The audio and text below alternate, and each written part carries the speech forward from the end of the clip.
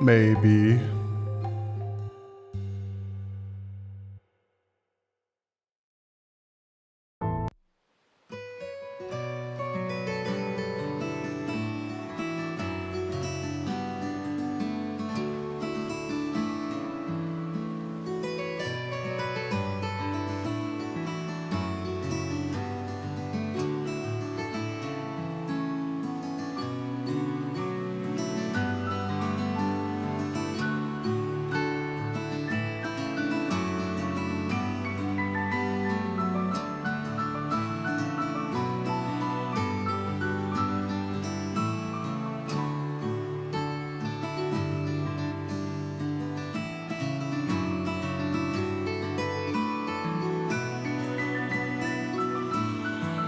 Who has time to tie their shoelaces, man?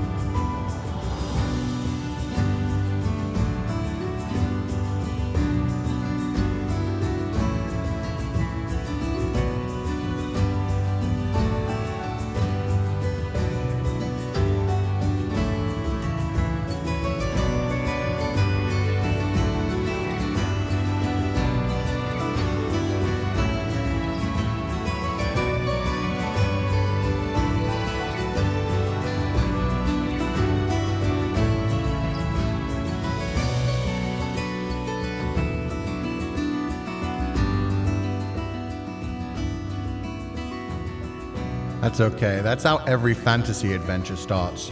Giant cockroaches and rats. And then you work your way up to killing God.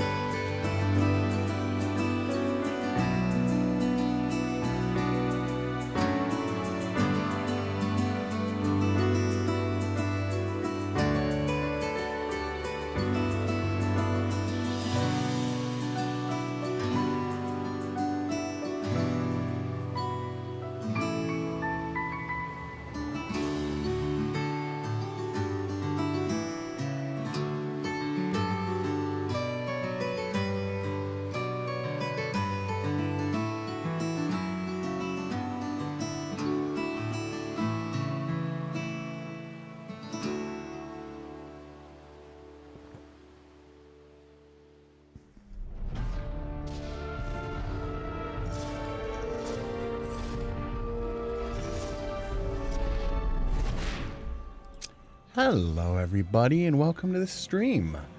I hope you're all having a lovely day. Let me turn that up just a little bit. 4 new adoption slips for Sensei. Oh, we're going to adopt the Ninja Turtles. I don't know, man. I think we'd have to rename them. I don't love the Renaissance names. I think we can do better. Welcome to the park. Sensei, hello. Oh, we're lying down. Technically, I'm laying down and you guys are staring at my face. It's a bit uncomfortably close, but I'll accept it for now. Sensei, don't eat the grass. Why would they make it so delicious? Why can't I have 4 stomachs like a cow? I'm cursed to only have 2 stomachs. One for food and one for peanut butter cups. I don't even like peanut butter cups. I don't know why I said that. But one dessert stomach. Morning, Sensei. You laying on grass now? Yeah, it's a beautiful day today. I figured we'd lay on the grass, we'd chill, and we'd play a bit with Duke. You want the ball? Want the ball? He does not want the ball too much. You want a treat? You want a treat? What do you think, big boy? Want a little sausage? Come on. Oh my gosh, he's so lethargic.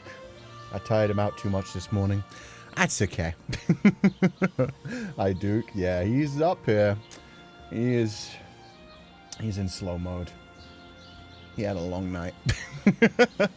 And I wonder if he realizes he's got to get his final set of shots tomorrow. Sensei, something's different today with stream. Did you get a new haircut? Well, it's dyed slightly green, so that's a thing. But no new haircut. Looks like green cotton candy. Aw, thank you. Cotton candy is delicious. And sweet, just like me. How's the good boy doing today? He tired? He's very tired for some reason. I don't know why.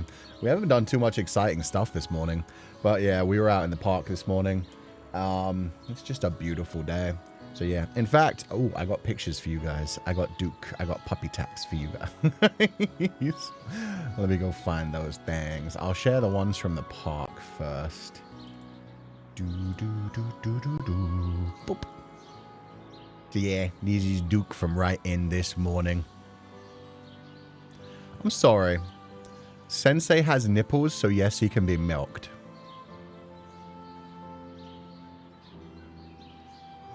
Okay. Okay, Vivian. Anyway, here's Duke from the park this morning. He looks so cute. He looks so majestic. Yeah, leave me alone. Never. Look at the little businessman. Yeah, he's really comfortable in that shirt and tie. Like, I really never take it off him at this point. It is going to have to be thrown in the wash in the next, like, couple of days. The white bit on the shirt is starting to dye a little bit. It's like, it's not super disgusting yet, but it's on the way. So yeah, this was just him looking majestic. This is him looking very sad. Look at the sadness in his eyes. It's like, Father, why are you playing with that phone instead of playing with me? Oh, hi, buddy. You getting your energy back? Yeah? Hi. You want some kibbles? Here you go. Oh, what a good boy. Baby. Yeah, he's so baby. But yeah, we hung out in the park quite a bit this morning. There was nobody around for a while, so we didn't have to go dashing off and run away or anything. So we were just enjoying the sunshine. It's at that nice time in the year where it's like cool enough that you don't have to flee from the sun. Which is weird. Like, it feels like autumn has started early. I guess it is almost September, which is crazy. We've got 1 week until September. But yeah, like the leaves have already all started falling off the trees. I feel like that normally starts to happen like mid-September through October. But yeah, winter came early this year. Well, not winter, but autumn came early this year. It is an early spoopy month. He's so dapper. Yeah, look at his little tie. And his hair's getting so long too. This is a really cute one as well. Like the light caught his eyes so well. You can really see like the hazel color. He's so beautiful. But yeah, that makes a good segue for the fact that Duke is going to have his final set of shots tomorrow. So yeah, today I'm not feeling great. Yeah, let me start on that actually. Today, the reason we're doing like a short, chill chatting stream, my back has not been feeling great. My chronic condition has flared up over the last couple of days. So I've been doing my best. But yeah, for today, I figured we'd just have a short, chill, hangout, chat session. I didn't really plan anything. I was planning on doing like a bunch of reviews and stuff for today, but I didn't have time to set up all of that. So we're just going to have a chill, just chatting session. And I'll figure out my schedule for the rest of the week before our normal comeback day of Thursday. Rest time? Yeah. If anything, I think it's because like there's just been too much going on physically recently. I haven't been able to go to the gym much last week. I only got there twice, whereas I normally do like 5 to 6 days. So yeah, I haven't been doing swimming as much, which normally lets me feel a little more loosey-goosey kind of thing. Yeah, I'll be fine. It's just a little bit of a flare-up. So I'm just going to take it easy today, and then I have my normal 2 days off anyway.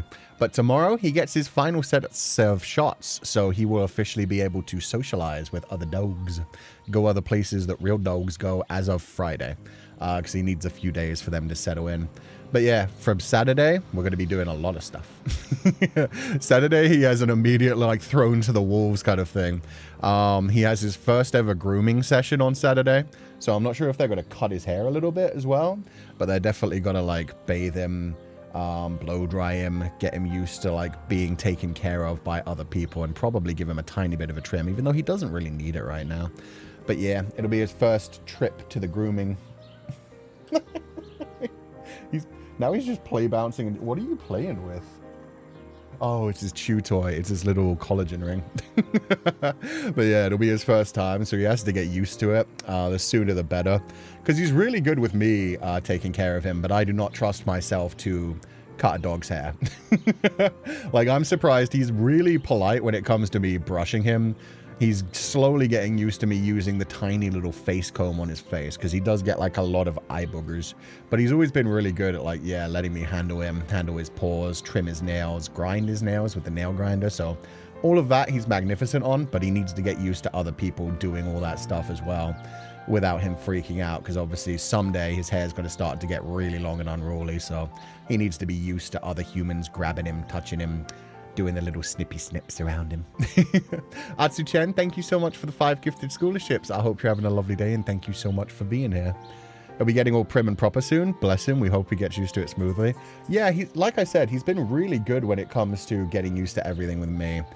And so far, it doesn't seem like he has, like, separation anxiety, but he is a bit of a baby. He's a bit of...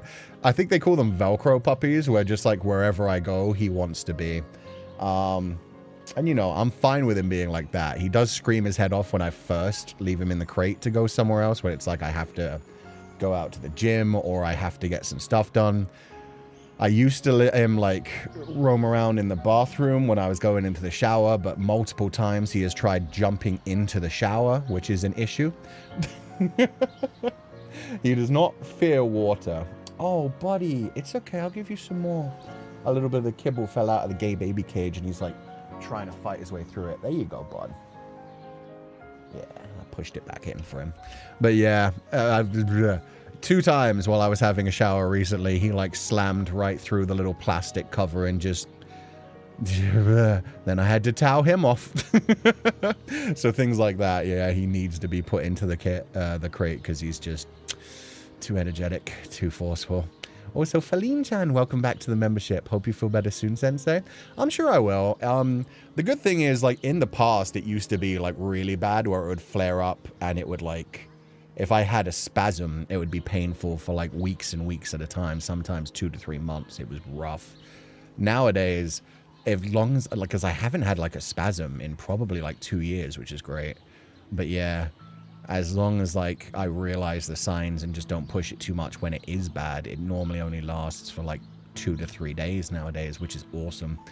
So yeah, it's been getting a lot better, and hopefully it will continue to get better as I keep, because, like, I've been able to do, like, more bending and more, like, because of that, more of the physical exercises.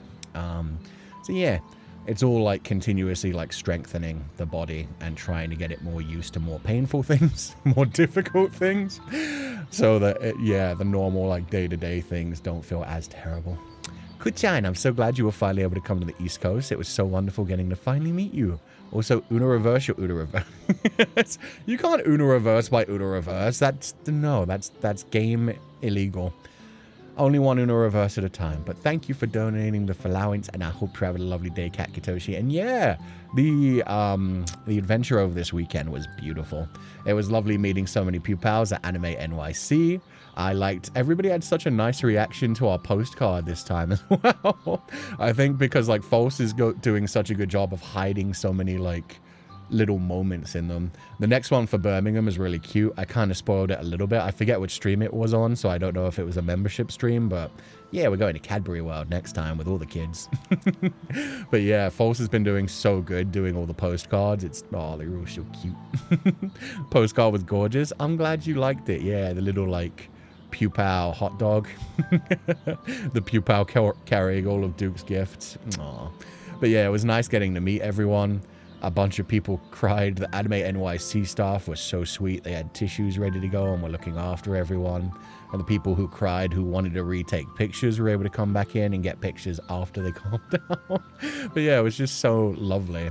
Because I've been wanting to go to the East Coast forever. So it was really nice to finally get to do it. And same for Birmingham. It'll be nice to be in the UK for the first time, and Philippines. So yeah, these 3 in a row are 3 places that I had wanted to go for a really long time and finally actually got a chance to. So it was lovely to meet Pupals who either aren't able to travel as far and was actually able to make it to this one, or even like some of the people I did like we've seen on the West Coast before. And some of the people who made it to the East Coast this time are still going to V-Expo next time because there's such a big meetup of Pupals in the EU. So it's so good. I'm so glad I got to see so many people. Everyone was so sweet. Still angry at Sensei for coming to my home state after I booked my flight to the UK. Sorry, Vivi. So happy you came to the East Coast. Me too. It was lovely. Sensei in Times Squares on the postcard was so cute. Yeah, they did such a good drawing. And I love the way the Pupal looks. False always does such a good job on those. Diana, thank you so much for donating the flowers. And thank you for seeing me. Morning crew, it was great finally meeting you after all this time. And meeting other Pupals. I kind of fumbled, but I'll cherish this experience. You didn't fumble at all. It was lovely getting to be there. And it was lovely being able to recognize you by your Twitter name. Hope you had a great time at Anime NYC. Also, you caught me off guard in the end. How yeah, well, you told me to surprise you. Other people, that's the thing. If you tell me, like, surprise you and it's like, which asset would you like me to use? I'm going to go for as, like, unhinged as possible. Other people, like, tell me what they want, so it's very easy to just fulfill expectations. If you don't give me an answer, I'm going to go shirtless. I'm going to go bloody. I'm going to go crying and makeup running. To be fair, it got to a very interesting point. There were 2 major moments during the meet and greet that were very funny. One, like, there were like 3 or 4 Pupals in a row who were just all like, you know, we want him shirtless, which is so nice. The handler was just like, I don't think the handler knew I could go shirtless at first. And so when the first Pupal was asked, like, which outfit would you like him in before they, like, came in? Just like, oh, I want that boy topless. And they were walking in, like, not knowing what to do. And then I was already topless on screen. It was like, okay. It's going to be a big bug meetup in front of V-Expo. Yeah. I hope that everybody who wants one of the tickets gets one. But yeah, it seems like the European meetup is going to be pretty big. Oh, and for anyone who doesn't know, there's going to be exclusive merchandise at V-Expo of me holding the Kami Oship. There's sticker things where, like, Collie is sticking, like, tying ribbons into Féileacan's hair, which is really cute. Like, just the Cameo sheep is so adorable. And also Collie is such a cute little mascot character as well. So it was really nice when they were like, oh yeah, our artists would like to work with you on some exclusive merchandise. And I was like, with a sheep and with Collie? Like, I got to suggest the things. And I was like, okay, I want to be holding the sheep. And do you think Collie would be able to be putting things in Féileacan's hair while he looks grumpy? It's like he's used to this with his children, so it's got to be fun. But yeah, I hope people have fun at V-Expo. It looks like it's going to be a lovely time. We were at the Pupal NYC lunch when we saw the V-Expo merch drop, and we all screamed and were looking at our phones and crying. Aww. Yeah, I think it's really adorable. I talked to them, and they don't usually do online orders, unfortunately. So if anybody wants to, I know there are a lot of Pupals from the worldwide that are hoping they get the chance to get it. I think you will have to, like, ask if other Pupals would be able to do, like, a pick up and mail it to you kind of thing, unfortunately. They said there might be a chance someday, because they are, obviously, they're doing more merch for people other than me. So yeah, there might be, like, more of an online interest, but yeah, I'm very sorry to people that were hoping. V-Expo, they've said they normally don't do that, but it may be a thing someday, so they're not certain, just don't plan for it, essentially. So yeah, if you could talk to other Pupals if you want to, yeah, essentially do a group order if somebody does feel safe enough to be sending them to other people. I can't be a part of that, but if I see it go live on Twitter, I will retweet one for peoples. USA Pupals, you heard it here. Message me on. Oh, there you go. Vivi's down. Vivi's down to help. Thank you so much. Please do remember shipping prices, because even though it's just keychains, standees, and stickers, so it won't be too heavy, but at the same time, you're going to have to think about that kind of stuff as well. But yeah, at least we've got one for USA now. I know there are people in Asia who want them as well, but we'll see what happens. But yeah, anyway, sorry. I've rambled for almost 30 minutes. Good morning, everybody. I hope you're having a lovely day. Like I said, we're hanging out in the parks. It's going to be a nice short stream today, and yeah, it was a lovely day in the park with Duke, so I was like, let's bring that kind of energy to stream and have a nice chill time. So this week will probably be pretty similar to last week. On Saturday, I'm going to have a short stream as well, because Duke's grooming is going to be at 6:30, which is 3.5 hours after our normal stream, so I kind of need to wrap it up at 3 hours. So yeah, we'll figure out something for Saturday. We'll make sure it isn't any of the games we're currently playing, because Dave the Diver and Expedition 33, I feel like I can't just play those for 3 hours.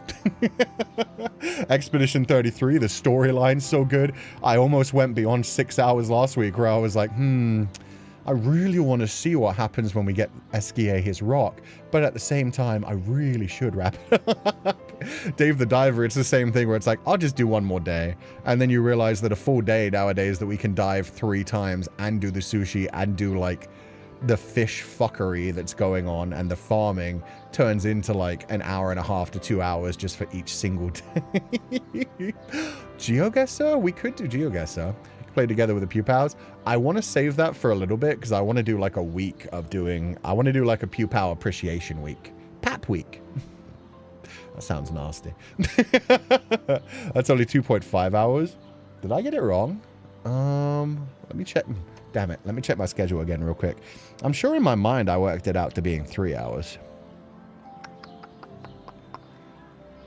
Duke's first grooming. It is at 6:30. Don't we normally start at 3? Yeah, no, we start at 3. Yeah, no, it's 3.5 hours. Okay. Like the smear. Yeah, that's why I was like, oh, maybe not Pap Week. Maybe, I don't know. But yeah, Pupal Edition. Paw Week. Pupal Admiration Week. What was my Pap? Where did that come from? Pupal Appreciation. Oh, it was the AP from Appreciation. Pupal Appreciation Week. Paw Week. There you go. P-A-W. Paw Week. Paw Week. I want to do a week. Let me see the list of games, because we made a list of games on a membership 1 week of like group games we can play casually with Pupals. Games with Pupals. Mecha Chameleon. Fall Guys. Mario Kart. Not the newest one, because that's Switch 2 exclusive, so the one that's Switch 1 and Switch 2. King of the Castle and Gardic Phone. Oh god, why Gardic Phone? Paw Week is much better. Yeah. Pupil Appreciation Week. Paw Week, even though it's technically just Pow Week. Pow Week. Pupil Appreciation Week. Exactly. It just sounds better as Paw Week than Week. But yeah, so we've got 1, 2, 3, 4, 5 games that we can play. And we might like combine Gartic Phone with something else. Maybe with Fall Guys. Because yeah, Gartic Phone is one that we probably shouldn't spend a huge amount of time on. Because I suck at drawing. Jaded Artworks, thank you so much for the 5 gifted scholarships. What is that sound? Huh. 1 second. I'm going to close my windows. I can't believe we have city ambience ruining my park. Oh, wait. It's going away. Okay. But thank you so much for all the gifted scholarships. I hope you have a lovely time, and thank you for being here. Gartic Phone is the only thing I can play because my computer will explode with everything else. Oh, I'm sorry. But yeah, we've got 5, so that's a full week. We'll do that possibly sometime in September. I definitely don't want to leave it till October. Honestly, it's kind of realistic for city noise to ruin your park experience. Yeah. Especially in London. Wouldn't it make sense to have city ambience since you'd find parks in the city? Not that loud though, that's the problem. Like this is city park ambience anyway, so there is some like light traffic and people in the background as well as the birds and the geese. But yeah, that was just too intense. But yeah, hopefully in September we'll do like the Pupal Appreciation Week, so maybe we'll do some Gartic Phone this week. We'll see. I'll put together my schedule in the next few days. Oh, I've got a couple more things to share of like puppy tax first. So for one, the cats are getting very, very comfortable. Does Sensei have anything planned for the first anniversary? No. No. Part of the reason I've been so hard at work recently is I realized I need to lock in to make sure we have something planned for the birthday. The anniversary, nothing. The anniversary, I don't know. Maybe I'll do like a karaoke stream or something. But honestly, yeah, we'll just, if anything, just have like another stream like this where it's like a relaxing chat kind of thing. Because we do not have anything planned. Everything has gone to hell. And the things that I was already planning for the birthday have just fallen through. I don't think like the merchandise that I was planning for the birthday is going to work out. So I'm kind of scrambling right now to catch up and like figure out some other things to do for the birthday in November. Not even a gift card. Not even a gift card.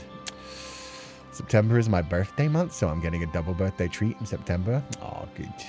Duke finally got their trust. Yeah, they're chilling more now. They are just casually walking around the house, and Fat Cat even took over his bed at one point. Let me just turn this way down so you can hear this properly. He got thrown off his bed.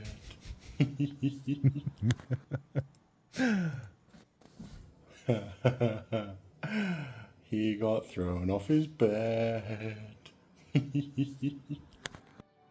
So that was great, because that was like a little bit after he'd already found her stealing his bed. It started off with him showing up and like wanting to play with her and doing his best to like bounce around and try and engage with her. And then he was like, what the heck, man?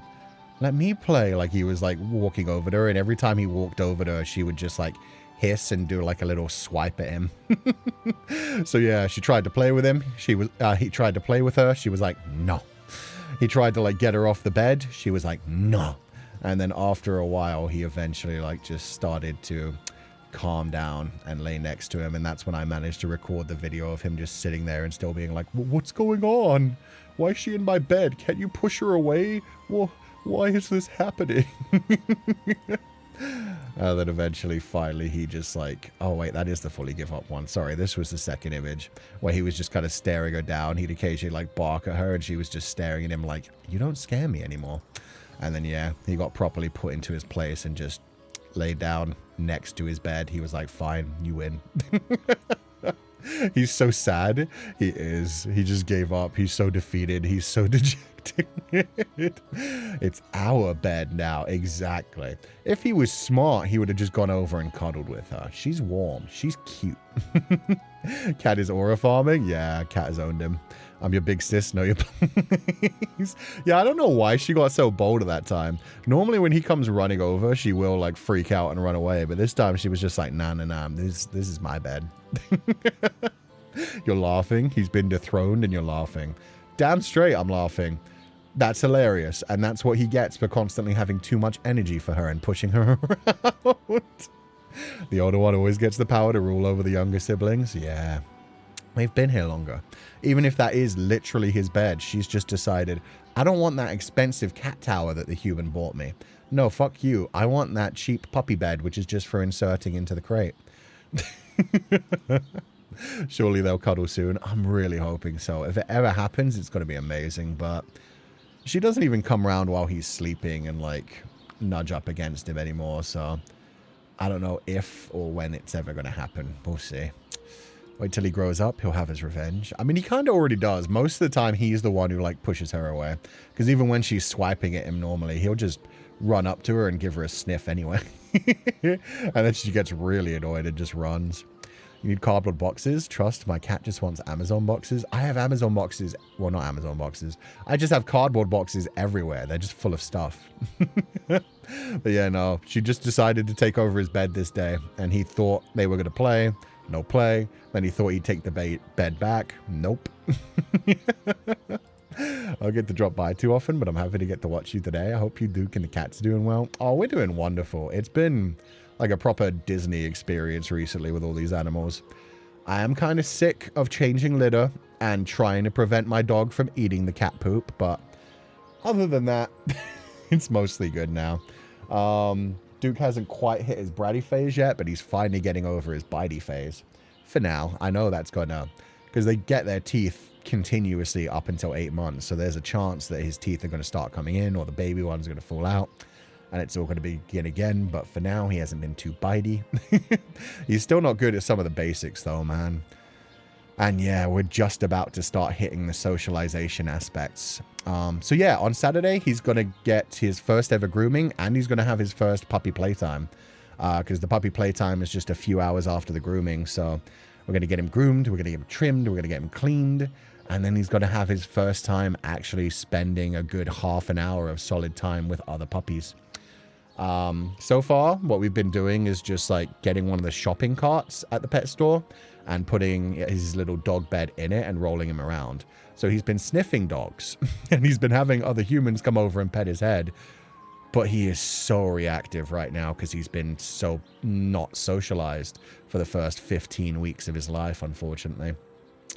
So yeah, hopefully we'll be able to fix that. It just sucks they made him wait so long for all of his shots to be done. But once they are done, yeah. Saturday, first grooming, first puppy playtime. And then I have to start training him, getting used to actually paying attention to me over everything else while we actually go to the proper big parks and have other people and have other puppies and all of that. No, they're siblings, but Cat Lady gives me aunt vibes so much. To be fair, she feels like the aunt anyway. She's got to be... I feel like she's got to be about 6 years old. And in puppy versus cat years, you know, that's a big difference. Hey, Coo, glad to finally see your stream. Yo, Benny the Lazy, I hope you're having a lovely day. There's a lot of people dropping in for the first time again recently. Thank you for being here, and I hope you're having a wonderful time. Sensei, I'm really sorry, but I've been so busy with work lately. The first anniversary project I was preparing has been delayed for a long time. So I decided to give you my research paper on Feli laying eggs as an anniversary gift instead. I hope you'll like it. I'm sure we will. I'm sure we will. I'm sure that'll be a wonderful time, Kushami. Thank you very much. It'll be interesting to see. But yeah, no worries. It's going to be a chill anniversary this time, but one of the things I am doing before we, like... What I'm trying to plan for right now, I need to get, like, the summer voice packs released ASAP. So I'm going to try and get those done early on in September. And then the next voice pack I'm hoping for is around the birthday. So we have like a full break from it. But yeah, from this year going onwards, from November, I'm already planning ahead now to try and make sure that we actually have things coming out like every month for the future. But yeah, it's going to start kicking off in November with like some birthday stuff. And then hopefully every month we'll have something going on. Yeah, it's been a bit lax recently. Most of the paper is already finished. I'm still working on the illustrations. There are okay. That's going to be interesting. So scared when I was a kid playing with an aunt's puppy and a tooth came out. I thought I broke him. Didn't know they had baby teeth. Yeah, that terrified me with my first dog as well. You're just playing with a chew toy and like letting them like pull it against you, and then you pull it out and you see like a little bit of blood, and then you stare at the toy and see the tooth sticking out of it, and you're like, oh, no. But yeah, puppies still have baby teeth too. Oh, buddy. He looks so tired. Oh, do you need more waters, buddy? You already finished your waters.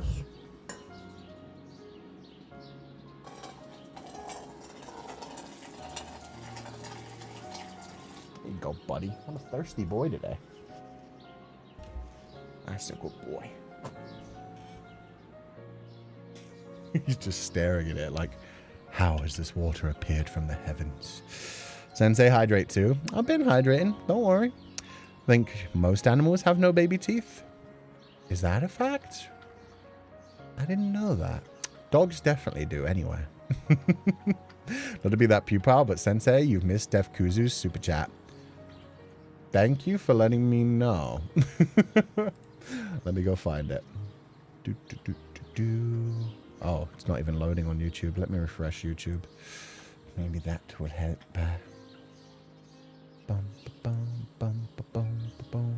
So Kushami's one. Def Kuzu. Haven't been here for a while and just got home from a company outing. It's really nice to see you in the pupils again. Missed you lots and hope y'all have a great day. Thanks, Sarah. I hope you have a wonderful day too, and thank you so much for being here. Also, Try. I didn't realize that was a super chat either. With the, did you get a new haircut? Nope, just green.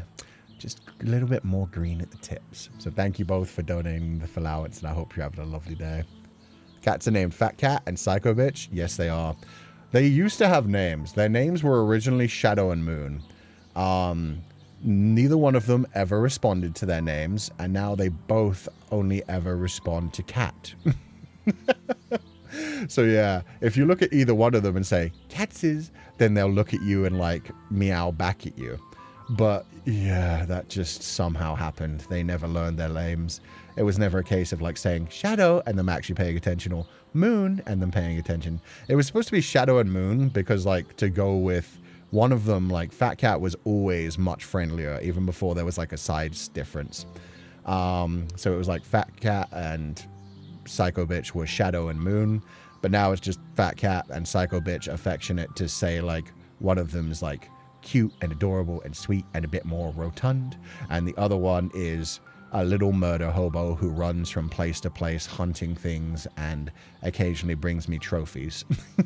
That's about it. They call you back human. They probably do, honestly.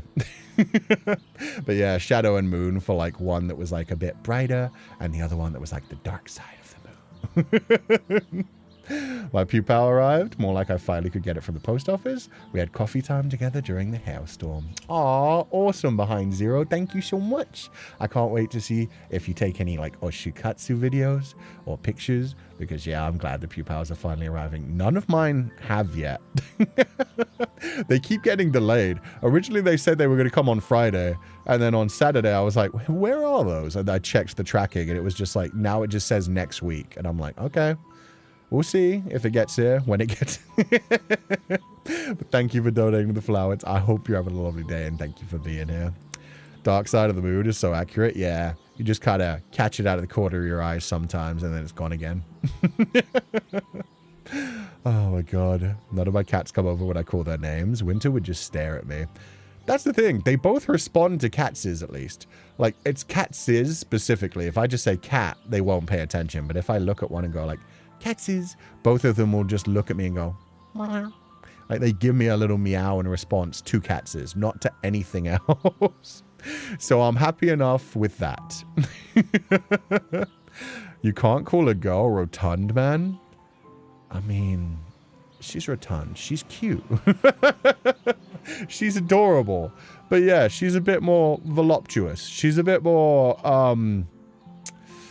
sweet. She's you know, she's saccharine. She's adorable, but she's a bit more round.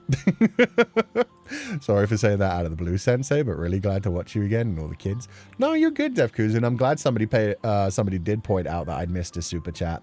Because yeah, I do miss them sometimes, and the only reason like I paused there for a minute because I was like, it is part of my rules not to like point out a super chat, but at the same time, I'm glad we got to hear it. So no worries.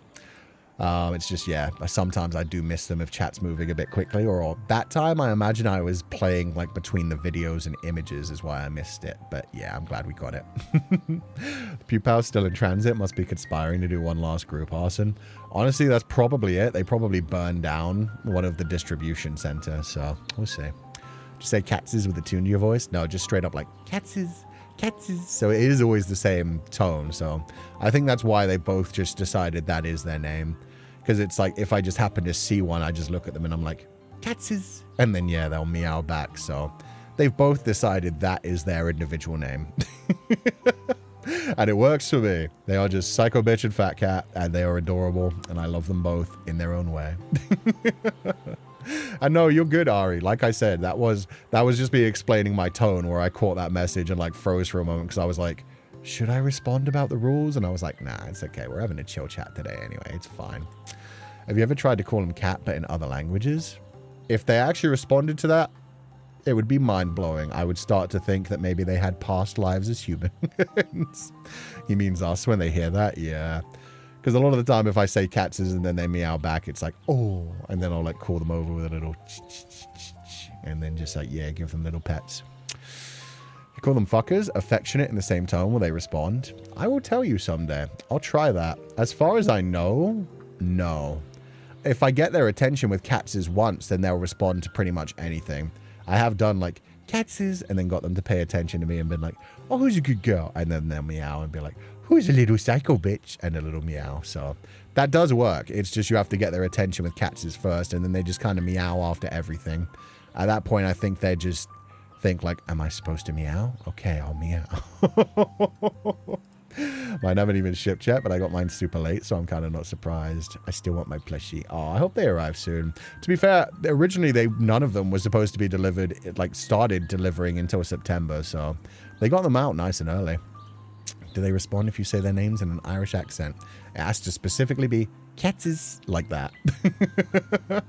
Sorry if it's random, but I've been meaning to share a bookstore that's LGBTQ centered. It's called the Lavender Library and delivers all across. Couldn't find a spot in the Discord to post, sorry. You're good, Winter. Thank you for donating the allowance. That's just kind of like a PSA for any Pupals who want to hear about. So thank you for donating the allowance. I hope you're having a lovely question, and thank you so much for being here. Pupal's around too, so Sensei might call us that. At least we have cake more than Sensei. There's one particular Pupal that I call Rotund.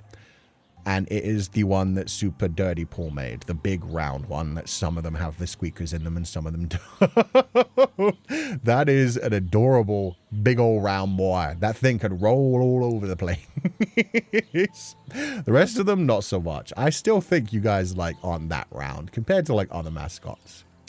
Have you ever stepped on Duke or Katz's? I stepped on Duke probably like 3 times recently. And to be fair, it's his fault because he's still learning not to go dashing through the middle of my legs. He still does the puppy thing where he like runs left and forward in front of me when he gets like really excited because he's just excited for us to be going somewhere. But he also does this thing sometimes where like he knows his boundaries, so he knows not to go through like a gate without me going through first. But sometimes he still gets so excited that as soon as I'm through the gate, he runs immediately through the middle of my legs. And yeah, if he happens to like still have his paw where I'm going, yeah, I've stepped on him 3 times. And every time I've felt horrible because he does do the loud puppy yelp. He hasn't been hurt so far, which is good. But I think I have stepped on his tail twice and his paw once. And each time, obviously, I freak out and jump out of the way. But it's like, dude, don't do that. Because I feel terrible. But at the same time, it's like, please learn your lesson. Stop running through my legs. When we're walking, like my feet are going to go where my feet are going. Just checked on my Pupal. It's in the city. Should be here by tomorrow. Oh, that's awesome. As for the catses, have I stepped on the cats? I don't think I have. I think they're smarter than that. I genuinely think it's one of those things where if I was ever going to stumble into a cat, they would just be like, oh, that stupid human's coming here. I'm going to get out of the way just in case. I think the worst that's ever happened is there was one time like I was moving one of my boxes and like picked it up. Oh, yeah, no, there's actually been multiple times I've been like lifting boxes. Normally, like there was one time I lifted like one of my boxes that was like full of books, moved it into a different room, put it down, and as soon as I put it down, she went dashing out. So she'd been in there just like, what's going on? What's going on? And then as soon as it stopped moving, she freaked out and jumped the hell out. But that's happened a couple of times where I just like grab a box and start to move it, and she scares me half to death by dashing out before I've even lifted it properly. Just like as soon as I start to lift it, it's just like she scrambles and she does not give a fuck about my personal space. I've had my arm shredded when she's been like scampering to get out of the box before I lift it. So it's like a, oh, god damn, oh, it was the cat kind of thing. Like terrifying moment, stabs into my wrists, and then like, oh, the cat ran away. I get it. And it's just like, I really wish she wasn't in that box, but it is what it is. Pupal has an hourglass figure. More like 2 to 3 hourglasses put on top of each other, but yeah, pretty much. Does he let out a little whimper? Yeah, no, he lets out the big loud puppy whimper. Felt so bad when I step on my cats, even when it's their fault, 'cause their cries make me feel so awful inside. Yeah, no, I don't think I have ever stepped on my cat. Either one of my cats, thankfully, because yeah, I imagine they'd make a loud screeching noise and probably tear the shit out of me. I imagine if I ever managed to step on one of my cats, I would like be losing a limb with how much they would claw the shit out of me. Oh god. Poor Duke. Never mind. Duke is asking for it then. Poor puppy slash kid. Yeah, that's the thing. It's just one of those things where he kind of has to learn. Calling my cats dumb? You're right, but rude. No, I'm just calling my cats more defensive. Calling Duke stupid? He's a puppy. So, you know. He is not fully intelligent yet. He'll get there someday. But for now, it's very much a case of, yeah, you got to learn. You can't go running through a human's legs. It's the same thing, like, we've got to teach them not to go crossing roads without, like, waiting and being careful. But yeah, that's the thing. He knows his boundaries, so he doesn't go through gates or through doors without me going through first. It's just, if he happens to be excited, instead of waiting for me to get through the door fully and then following me, he will go through the door as soon as my first leg is out and go through, like, my legs to try and get out in the way. Kids are dumb sometimes. Exactly. So he's not dumb. He's just, like, excited and a child. Did that with my cat. She's always next to my legs, and I scalped bug clumps. Oh, big clumps off her tail. Oh, God. Oh, that must feel so bad. Seeing, like, bits left over. When the lights are off, Sensei, can you see Duke? I've accidentally stepped on my black cat before because he was sleeping in a random spot. He does kind of disappear into the darkness. I've made the joke of calling him the void dog sometimes. Because, yeah, at night he just kind of fades into the darkness. Which is another thing, like, is very nice about his coat. His coat is, like, so bright in the light, but so dark at night. In fact, here, this is a perfect version of showing it. Him in his little winter coat, and you can't even see, like, the top of his head. You can see the glowing orange eye. He's got glowing orange eye. You can see that this was taken with a clamor flash, so he has, like, the brightness everywhere. But yeah, his body just disappears into the darkness. Little raincoat, yeah. You'll float too. You'll float. He looks so threatening there. It's kind of cute though. Kind of cute, kind of terrifying. His coat looks so soft. Yeah, he's very soft. Especially like right after you've brushed him, everything gets so soft and silky smooth. Like his hair kind of feels like human hair. And there's just so much of it that it just, yeah, it feels like petting like a baby's head. Does Duke ever just stare at you in the middle of the night? No, he's still getting crated right now. So right now he still sleeps in the crate. So I don't have to worry about that. I don't have to worry about him like laying right under my bed when I step off of it or anything. He did freak me the fuck out last night. Last night there was this is the first time he's ever done it, which is why it concerned me. Because all animals do this, but yeah, he had that moment of like just suddenly getting up and looking really serious, like in like the defensive stance with his hackles raised. He didn't growl, but he was just staring at the door. And then he like walked over and hid behind me and was still like staring at the door as if something was wrong. So of course I went and like looked out the windows and I like opened the door and like had a look around just in case. It's like, you never know with a dog. They've got better ears than us and better noses than us. Maybe he smelt somebody out there, or maybe he heard somebody trying to break in. So I was ready to like defend myself if I needed to. But yeah, absolutely nothing there. He was just freaking out for no reason. But he was like being really cute. Like he followed me around as I was going. But yeah, it wasn't barking, thankfully. But yeah, just staring at something as if like, I've heard something and I don't like it. Be one with the void, Duke? Oh, he is. Look at the void dog. So it's so funny that like with the way his hair is, you can only ever see one eye at a time. One eye is the only, like you only get one eye that actually catches the light. My cat is a troll. I'll walk by him and he'll let out a pained meow and jump thinking I stepped on him when really my feet are nowhere near him. So he just likes the attention. He's just faking injuries to hopefully like make you feel bad and then pet him and pick him up. Which is cute. That works. His fur is styled like your hair. Oh, one over the eye. Yeah. With him though, it's equal. It's just like whichever angle he's turned his head at more than anything.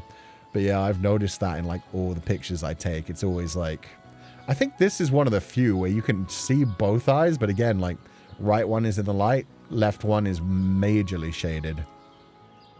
In general, like, yeah, you see one eye. Well, that one, damn it, his head's down. Yeah, like that. in general, you see one eye at a time. He's always like, he's tilted his head so he could see you with one eye, and whichever like other eye he's not tilted to, you just don't see it. It just gets covered by hair.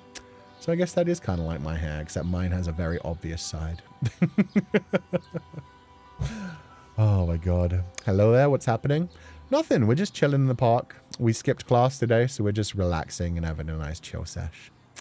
Felly taught him to track dusk butterflies, but I would have seen the dusk butterflies, so it wasn't that. Looks like he's going to shoot lasers from his eyes. Yeah. Oh, and that's his new raincoat. I'm pretty sure I shared this image before as well, but I don't remember which stream I did it in, so yeah. Puppy tax. He always manages to push his hood off of his head. I don't know why. The dog clothes are never, like, sized properly for him. Maybe once he's fully grown, he'll be proportioned enough for them. Because I also got him this cute little teddy bear outfit, but it just... For one thing, most of it's too big for him, but that's the one thing where the hood actually fits over his head and makes him look like a teddy bear. But yeah, the rest of it's just too big for him, so he can slip out of it really easily. So he needs to grow into that, and then I know the hood isn't going to be able to go over his head. But yeah, he always manages to push the hood down, so it kind of defeats the purpose of the raincoat a little bit. You can see there, like, the top of his head is quite wet, the bottom of his chin from, like, sniffing things and stuff, but at least it keeps a good portion of his body hidden from the rain. Oh my god. But yeah, he's got the cute little child, like, bright yellow coat with the little light spots for the night. I think this picture genuinely makes him look like a man lying there with the clothes. Yeah, with the little tie and shirt sticking out of it as well. He looks like a businessman who just has the overcoat on top of a suit. All you need is a red balloon. Honestly, this coat, I keep him in this coat. I dress up as Pennywise. We've got our Halloween outfit. We don't even need to get him a different outfit. He has a leaf on his... Yeah, he's got like a... I think it's just a tiny blade of grass. But yeah, he's got a tiny blade of grass hanging off of his chin. Force him to go to the office for work. Damn straight. He's the business dog. He's got to keep his stonks up. Little raincoat is adorable. It is. Love how many clothes you buy again. More than anything, yeah, it was just so he could get used to clothes. But at some point, I realized I have a problem. I went to the grocery store yesterday, and it was just for groceries. But I happened to walk by, like, because Audi does, like, a Audi finds section where they just put in, like, any random items that they've, like, found recently. And they had this cute little ball where if you tilt it different ways, it has, like, you know those little sound tubes where, like, a thing falls through it and it goes, wow, wow, wow, wow. It's got, like, 3 of those inside a ball. And so while the ball rolls, it just continuously makes this really loud, like, wow, wow, wow, wow, wow, wow kind of noise. He hates it. He's terrified of it. It's fantastic. So yeah, I've got a bit of a spending problem when it comes to my dog. He has that. He also has a little squeaky toy knife, which I haven't given him yet, but I have to give him that at some point. Yeah, he's got like a little Halloween themed, like it's a knife covered in blood, but obviously like big and soft and squeaky, made out of the type of material you get for things. So I hope he likes that. Like, I hope he'll run around holding like the handle of it with the blade sticking out. So he'll look just like the dog Sif from Dark Souls. This is just like dressing your daughters in games. Yeah. To be fair, that's the problem. I think I need to wait for him to get fully grown, but at the same time, I need him to be used to clothes by the time he's fully grown. So a lot of these are just being wasted where his proportions just don't work because he's growing at different angles at different times. The hoods never fit him, unfortunately. Once I heard there is a saying that pet toys are not for the pets, but for the owners. That's very true. It is like you sell them to the owners. Dogs don't care. Duke prefers sticks. Duke always tries to bring sticks into the house. He just wants to chew on those sticks and tear them to pieces. Meanwhile, I've got him like, oh God, he must have like 30 different toys at this point. But what I do, which does help a little bit, is I just like, I throw all of them in a box and then I just take out like 5 to 6 at a time and those stay out for the week. And then at the end of the week, I take those 6 and put them away and switch them with a couple of different toys. So like he hasn't had his Pupal for 2 weeks. So when he gets his Pupal back, he's going to be really excited and be like, oh, wait, I still have this, and feel like it's basically a new toy. It helps. Talking about cute dogs, Sensei, did you hear about the 5th annual Corgi racing contest in Lithuania this past weekend? No? They race Corgis? They got such tiny legs, though. Will you marry me, please? I'm sorry, I'm married to my work. I already have so many children. They're not my kids, but they're my kids. But thank you for being here. I hope you're having a lovely day. Hopefully Pennywise might be a good character for Halloween now with the knife in his paw. Ooh. Honestly, nah. He could just wear that, and yeah, I'll attach a red balloon to it, and then he's perfect. He's good to go. He's Georgie, and I'm Pennywise. Just like those baby races people do to see if their babies crawl. I've never heard of a baby race either. That sounds terrifying. Toy rotation is so smart. I do that with a kiddo. Yeah, then they always feel like it's, you know, something new's going on instead of just toys being everywhere all the time. I do bark box for my dogs. Toys do not survive my Australian Shepherd long. Yeah, thankfully, he's got a pretty soft mouth. The only one of his toys that's kind of coming apart is the shark, which is unfortunate. But yeah, everything else he has is pretty survivable so far. Which is interesting, because my last dog, Bear, from when he was a puppy, he was just destroying everything immediately. Those Kong toys that are like, it's completely unbreakable, he broke them. He got through them. Bought my cat a scratching pad, but they always prefer my sandals. My cats have a cat tower, a scratching post, and little, like, hanging scratching things on door handles. They never use any of them, but they have... The reason in that one video with the cat laying on the dog's bed, the reason that chair is covered in plastic, for one thing, I never fucking sit there. I just have an office chair that I wheel around my entire apartment. But yeah, the reason it's covered in plastic is because they have destroyed that. They have absolutely clawed the shit out of the one arm of it so that there is literally like white stitching hanging off of it. So yeah, cats just same as dogs, honestly. Dogs just want sticks and balls. Cats just want to scratch whatever they first find, and they've decided that's their scratching post. No matter how much you get things that have better materials and are better for them. Did they start using the cat tower? No. I've just started using it as storage. I moved it to the kitchen for a while, so it'd be in the kitchen next to the windows and away from the dog and where all their other stuff is. And they still didn't touch it at all, so it's just storage. I moved it back to the living room, and I just use it to keep all of my dog's grooming stuff. Like the top basket is now just all of his combs and brushes. Then the second one is all of his like additional leads, because I have like some long leads and short leads. I think they're doing sports bet for baby races. I hope so. I hope so. I really hope there isn't any like worries about some of the babies like cheating and using illicit substances to get super speed, but my Aussie will not leave a toy alone unless she's fully destroyed it. Then we'll move on to the next target. That sounds rough. I have a question. Can puppies play with Kushamini? If Sensei could accept gifts, I'd really want to send one to you. Unfortunately, you can't send vibrating gifts through the mail, Kushami. Anything with small batteries in it as well, they don't allow you to send through international mail, so I'm safe. I'm safe. Daniel, I'm gonna have to ask you to stop spamming. That's the second time you did that. I thought the first one was a reaction to things, but yeah, if you spam one more time, I'm gonna be timing you out.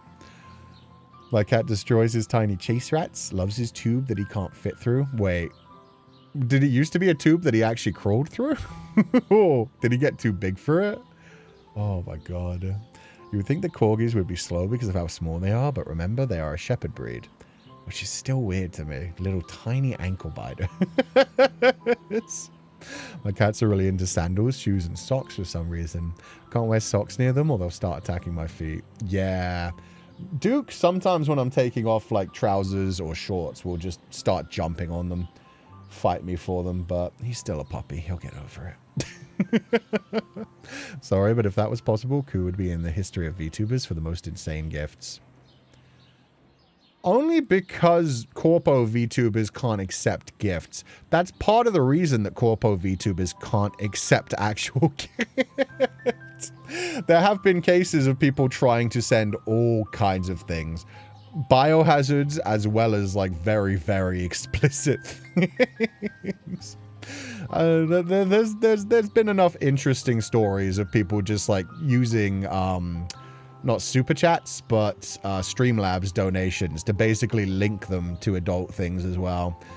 Like there are some fans who will, you know, really want to show off a little bit, and so they'll just send a Streamlabs with like a link to a private Dropbox of stuff. So yeah.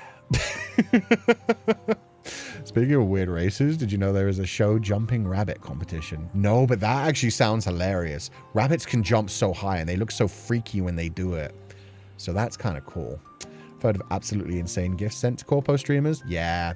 Thankfully, that's one of the good things. Corpo streamers, for one, they don't accept gifts. They only accept letters, from what I know. But yeah, they have like proper management teams and people that like collect the things. And for one thing, they have bomb checking things that they need sometimes, which is terrifying. But yeah, anything that gets sent to a Corpo streamer like gets opened by the staff and checked over first. He got sent some interesting gift. It was intercepted by his Mane-san. Wait, are they allowed to actually accept gifts? I thought it was only letters. I know for HoloLive and for the Jisanji, it's literally only letters. Are FSP allowed to accept like actual gifts? Because if so, I'd not heard of that. I need to have some conversations because that must go wild. They are allowed? Oh my god. Just not cloth items. Interesting. If our cat's never played with any cat toys, then there was this one time I buyed those wormies that I found in the solar. And she was going wild with them. So like what? Just worms that were dug up? They got murdered? FSP allow gifts. Oh, that's awesome. I didn't know that was a thing, but that's cool. So yeah, lucky them. So they've gotten some weird ones, I'd imagine. Oh god, those poor Mane-sans. Do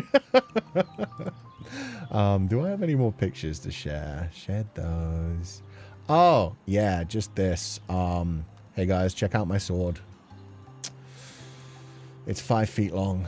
It's a great sword. I've got Artorias' great sword. I don't think Duke is going to be carrying it like Sif does anytime soon. But yeah, it came. It's beautiful. It's not sharp, so the British government can leave me the hell alone. But yeah, no, I was shocked. It looks absolutely perfect. It looks just like they advertised it. I thought it might be like fake, just because I was like, there's no way it looks that good. But the details are so damn good. Will Sensei train with that sword? Probably not. Probably not. I think it weighs like 8 pounds as well, so you do kind of have to two-hand it. You can swing it with one hand, but not like properly. But yeah, the details on it are so damn good. It looks so sick. It does, yeah. New toy for Duke. He likes hanging out with it, which is pretty fun. He likes like being around it. But yeah, the details on it are goddamn gorgeous. Like everything looks perfect for Artorias' greatsword. I was so shocked. I was so sure I was getting scammed. But yeah, it only costs like 150 pounds. So I guess somebody just really needed rid of it. But it's so beautiful. Speaking of swords, did you see the new trailer that you can fight as a wolf? Yes. Yeah, the new Souls-like where you play as a wolf. I think it's called Stray Hound or something like that. But yeah, you're just a dog going around a Dark Souls-inspired, like Souls-like world, parrying, dodging, murdering monsters. It looks fun. Mid-30s existential impulsive buying is getting to you. Hey, that's the only thing I've bought for myself that isn't Metamorphosis Lost related. Probably this year. Everything I ever buy for myself is either 1, a nice sweet treat, like some delicious food. 2, Metamorphosis Lost. 3, a business expense. So yeah, I never buy anything for myself. So yeah, this was like one moment where I just like happened to see like, Artorias's greatsword for sale. I was like, what? How do you mean? How do you mean Artorias's greatsword for sale? Clicked into it thinking like, is it a miniature? Is it like made of plastic? And then was like, solid stainless steel Artorias greatsword cosplay item. I'm moving and don't have the option to send it to myself. Will anyone give it a good home? And I was like, I'm gonna roll those dice. I might be about to get scammed, but yeah, I'll do it. Art books and special editions. Okay. I haven't bought a book in about 3 months. I've been pretty good about that, actually. The last book I bought was Project Hail Mary, and that was... God, that was... Ooh, that was before spring. I think that was like February, but you're right. No, I stopped buying books recently too. So I realized that someday I have to actually get through my backlog. All the money goes for food. So much like food. No, most of my money goes to my dog now. This is a midlife crisis purchase. Pretty much, yeah. It was just like, I can buy Artorias's greatsword. It would have been the same if like, if you offer me a solid metal sword and it's a character I like, if it had been the Master Sword, if it had been like a Final Fantasy VIII Gunblade, it would have been the exact same reaction of like, I kind of need to. Have you read any of the Dungeon Crawler Carl series? Nah, not yet. It's definitely on one of those ones where it's like super popular. Everybody's talking about it recently, where I'm like, I'll stay for now. Mainly I've been trying to find things that are first person present tense just to like get more used to that style. So yeah, at the same time I bought The Martian and Project Hail Mary, I bought this one called Fourth Wing, which is supposed to be a trashy romantasy. So I'm very excited for it. 20-year-old Violet Sorengale was supposed to enter the scribe quadrant, living a quiet life amongst books and history. Now the commanding general, also known as her tough as Talon's mother, has ordered Violet to join the hundreds of candidates striving to become the elite of Navarre. Dragon Rider. So yeah, I heard that that's a very trashy, like young adult romantasy series, and I'm like, fuck it. If it's first person present, I'm gonna give it a go anyway. The Dragon Romantasy, yeah, it's Aragon, but horny. Well, Aragon was pretty horny anyway. It's Aragon with sex scenes. But yeah, that's my next read. I finally gave up on, I'm gonna try and maybe come back to Death's Master someday, but every time I try to read Death's Master, I literally only get like 8 pages and then start to fall asleep, so I'm gonna try some trashy young adult fiction. I hope it has sex scenes. I saw a lot of people know what Fourth Wing is. Does it have sex scenes? I want sex scenes. I want them to be gratuitous. I want like a Court of Thorn of Roses kind of shit. What do you mean? Not Aragorn. Aragon.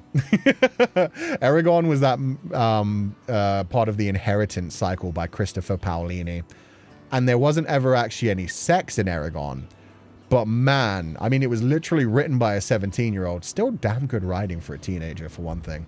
But yeah, there was so much horniness in it. He was so down bad for the elf girl. There was so many like innuendos coming from Saphira, just like telling Aragorn to ride him and shit. It was almost a dragon fucker book at some point. Yes, it has. Good. I'm going to look forward to that. It's been a while since I read some decent smart shit going on. Tangent to Wolves, I just read a young adult book that's a sci-fi rendition of Red Riding Hood. Ooh. I learned I really still am not a werewolf or ABO girly. I'm not an ABO dude either, but every now and then something just hits, and it's okay. But we'll see. Learned the other day that Case File Compendium has a smut scene that lasts 50 pages. Okay, how many volumes does Case File Compendium have? Because at some point, I do really need to go through that too, and I've never figured out if they actually finished it or not. I don't think I ever bought a special edition, like, final volume of that yet. 50 pages? Yeah, that's impressive. They have some interesting kinks going on in that one. I know that much. Definitely wasn't paying close attention. Close enough attention. I thought you were talking about Lord of the Rings. Ah, no, you're good. Yeah, no, a different book called Aragon. The author was a teenager when they wrote their dragon novel. Not Fourth Wing, but Aragon. Yes. Yes. His parents were both book publishers, but he was 17 when Eragon was published. I think he was only like 22 when he finished the entire like 4-book cycle. So yeah, Christopher Paolini had a really good beginning to like kicking off things. Honestly, like, it's not the best writing, but it's still decent enough. It uses the word iridescent like maybe 8 times per book, but other than that. If you're going to read romantasy, then I offer Dark Window. No, I'm just reading first-person present more than anything. So if you've got first-person present suggestions, feel free to hit me with them. Oh, the English Chiao is still ongoing. Okay, I'm waiting for them to announce like because I always get like the 7 Seas special editions for the final volumes at least. I didn't like when they started doing special edition first volumes. That kind of threw me through a loop. Also, Faraway Wanderers is getting published in English by 7 Seas, and it's going to be like a deluxe hardcover. So I'm looking forward to that. Anybody who watched... Oh, shit. What was the name of the drama? There was a drama based off of that with, like, the white-haired man. It was so good. They adopted a daughter. Oh, that was so good. But yeah, I'm going to buy the novel for that one, too. Word of Honor. Thank you, Word of Honor. Word of Honor was, like, such a good drama. And didn't really overstay its welcome. It had, like, a good amount of, like, episodes. But yeah, so Faraway Wanderers was the original novel that Word of Honor was based off of. So if, yeah, they're finally like doing an official English translation of that by 7 Seas, and it's going to be a deluxe hardcover. So I'm looking forward to the artwork. Speaking of Fourth Wing, it's currently reading it. I think it's pretty interesting. Apparently they're doing like a TV show for it too. But yeah, I just Googled like best examples of first person present tense. And it was mostly full of people saying that first-person present tense sucks. So that it turned into most popular examples of first-person present tense. And it was all stuff that I'd read. But yeah, Fourth Wing was a new one. So I was like, yeah, I'll grab that at the same time. So that's my next read. It reminds me that you mentioned Duke chewing your Murderbot book. Yeah, I haven't started reading it yet. It was in my... I have like a set of books in my bedroom to read. There's like 9 of them. So yeah, Fourth Wing has got to be the next one. Murderbot has unfortunately been chewed on. It was just up here and he grabbed it. So Duke wants me to read that one. By the way, Koo, if we show you a book you might find fun to check out, what hashtag should we use? Oh, we literally have a book club hashtag. We just don't use it much. It's hashtag Bibliotecu. Yes. It's biblioteca from Spanish for library, but with Q. So bibliotecu. Golden Terrace, have you read it? No, but I own it. I bought it, but I still haven't read it yet. As with so many things. ¿Dónde está la biblioteca? Sí. Sí. There's a chance we use that properly in the future. There is a Pupal who may be doing like a book club in the future. I still need to talk to them about that. But for now, yeah, I just tell you guys if I start a new book, and then if I actually finish one, I'll let you know too. Got to read your copy of Ennead, Kuchan? No, I blame Marie for that. Marie convinced me to buy that. Yeah, we'll see someday. I have no time to read that right now. I have no time for more sexy gods smashing their brothers and fathers and siblings, and yeah, we'll have time in the future, but not yet. A Pupal book club sounds fun. Yeah, we'll see if that takes off the ground in the future, but we'll see for now. Neglected my bookcase so bad that a tiny species of cockroach started a civilization inside. Ew, ew, ew. Deal with that. Get rid of them. Books need to be protected. They're precious. Sensei knows Ennead. Yeah, I own the first 2 volumes. I haven't read them either. Marie FD convinced me to buy them like more than a year ago. And it's one of her favorite series. I was like, yeah, I'll totally grab that. I grabbed that around the same time I grabbed Titan's Bride. Titan's Bride, I stormed through like pretty much that same day I bought it. Ennead was like, oh, I'll get to this someday. We're laying on the grass or something. Yeah, we're just chilling. We're hanging out at the park. Laying on the grass, kicking back our shoes. Having a fun time. I feel like there was other topics I was meant to bring up, but I don't remember them, so screw it. I showed you guys my sword. I showed you guys pictures of Duke, so we're chilling. Sprayed the whole shelf at 3 a.m., aka when I noticed it was indeed a problem. Good luck, Lilith. I hope they stay away from here on out. She knows Bull. It's straight up one of the best BL novels I've ever read. Is it first person present? Because that was my question. First person present is what I need right now. Love chill days with Sensei. Yeah, it's a nice relaxed time. I just broke the absolute shit out of my headphones at the office. Good luck, Chris. Oh, God. Showed you my sword. Please respond. Exactly. First person present. Quicksilver by Callie Hart. That one I'll look up. Quicksilver.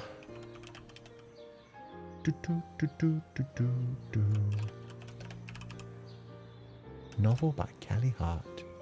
Oh, shit. I've seen this one. This is also romantasy. But yeah, I've seen this guy crying Silver. Is he crying? I guess so. Oh, they have a website. In the land of the unforgiving desert, there isn't much a girl wouldn't do for a glass of water. 24-year-old Cerise Fane is good at keeping secrets. No one knows about the strange powers she possesses, or the fact that she's been picking pockets and stealing from the Undying Queen's reservoirs for as long as she can remember. That's the description? You're not going to tell me about the man crying Silver? Okay. This is fine. Oh, God, no. You see, the first one isn't so bad. But then, okay, the Crooked Sinners series is a different thing. That's fine then. The Crooked Sinners series, I hate the look of those covers. Man crying in Silver is at least a bit better than that. They all look like fuckboys. I just realized Cool Reading Stream can be cute short ASMR. Yeah, I feel like a lot of VTubers do that. Just jump on and read a book. You just need to find something that's in, like, able to read territory that's been around for 70 years. Like Dracula. Sensei, if you want good examples of first person, many classics are written that way. First person present specifically. Are we on a field trip today? Can we make flower crowns for Sensei? You totally could. I'd be down. I'd put a flower crown in my hair. I feel like pink would go really well with my white hair. Lavender, eucalyptus, and mint are good natural ways to keep up bugs without chemicals. Apparently cinnamon as well. I've heard that cinnamon, like, it just scares bugs away because it's, like, a bit spicy. How to Survive Camping. The Man with No Shadow by Bonnie Quinn is in first person. I'm gonna Google this. How to Survive Camping. The Man with No Shadow.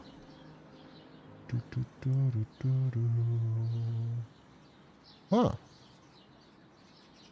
Ebook and audiobook.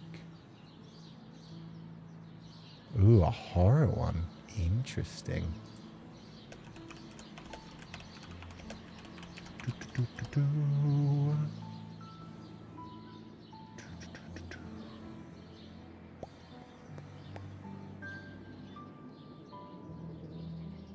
Gotcha. Okay, I'll keep an eye on that one too. The Internet Archive offers daily updates on media that has entered the public domain. Yeah, Mickey the Mouse. Well, technically Mickey the Mouse, but not really. Just entered. Willie. Steamboat Willie? Steamboat Willie. That's why it's always fun to see all the horror movies come out when something new enters the public domain, like all the Winnie the Pooh horror movies and all the Steamboat Willie horror movies. Oh my god.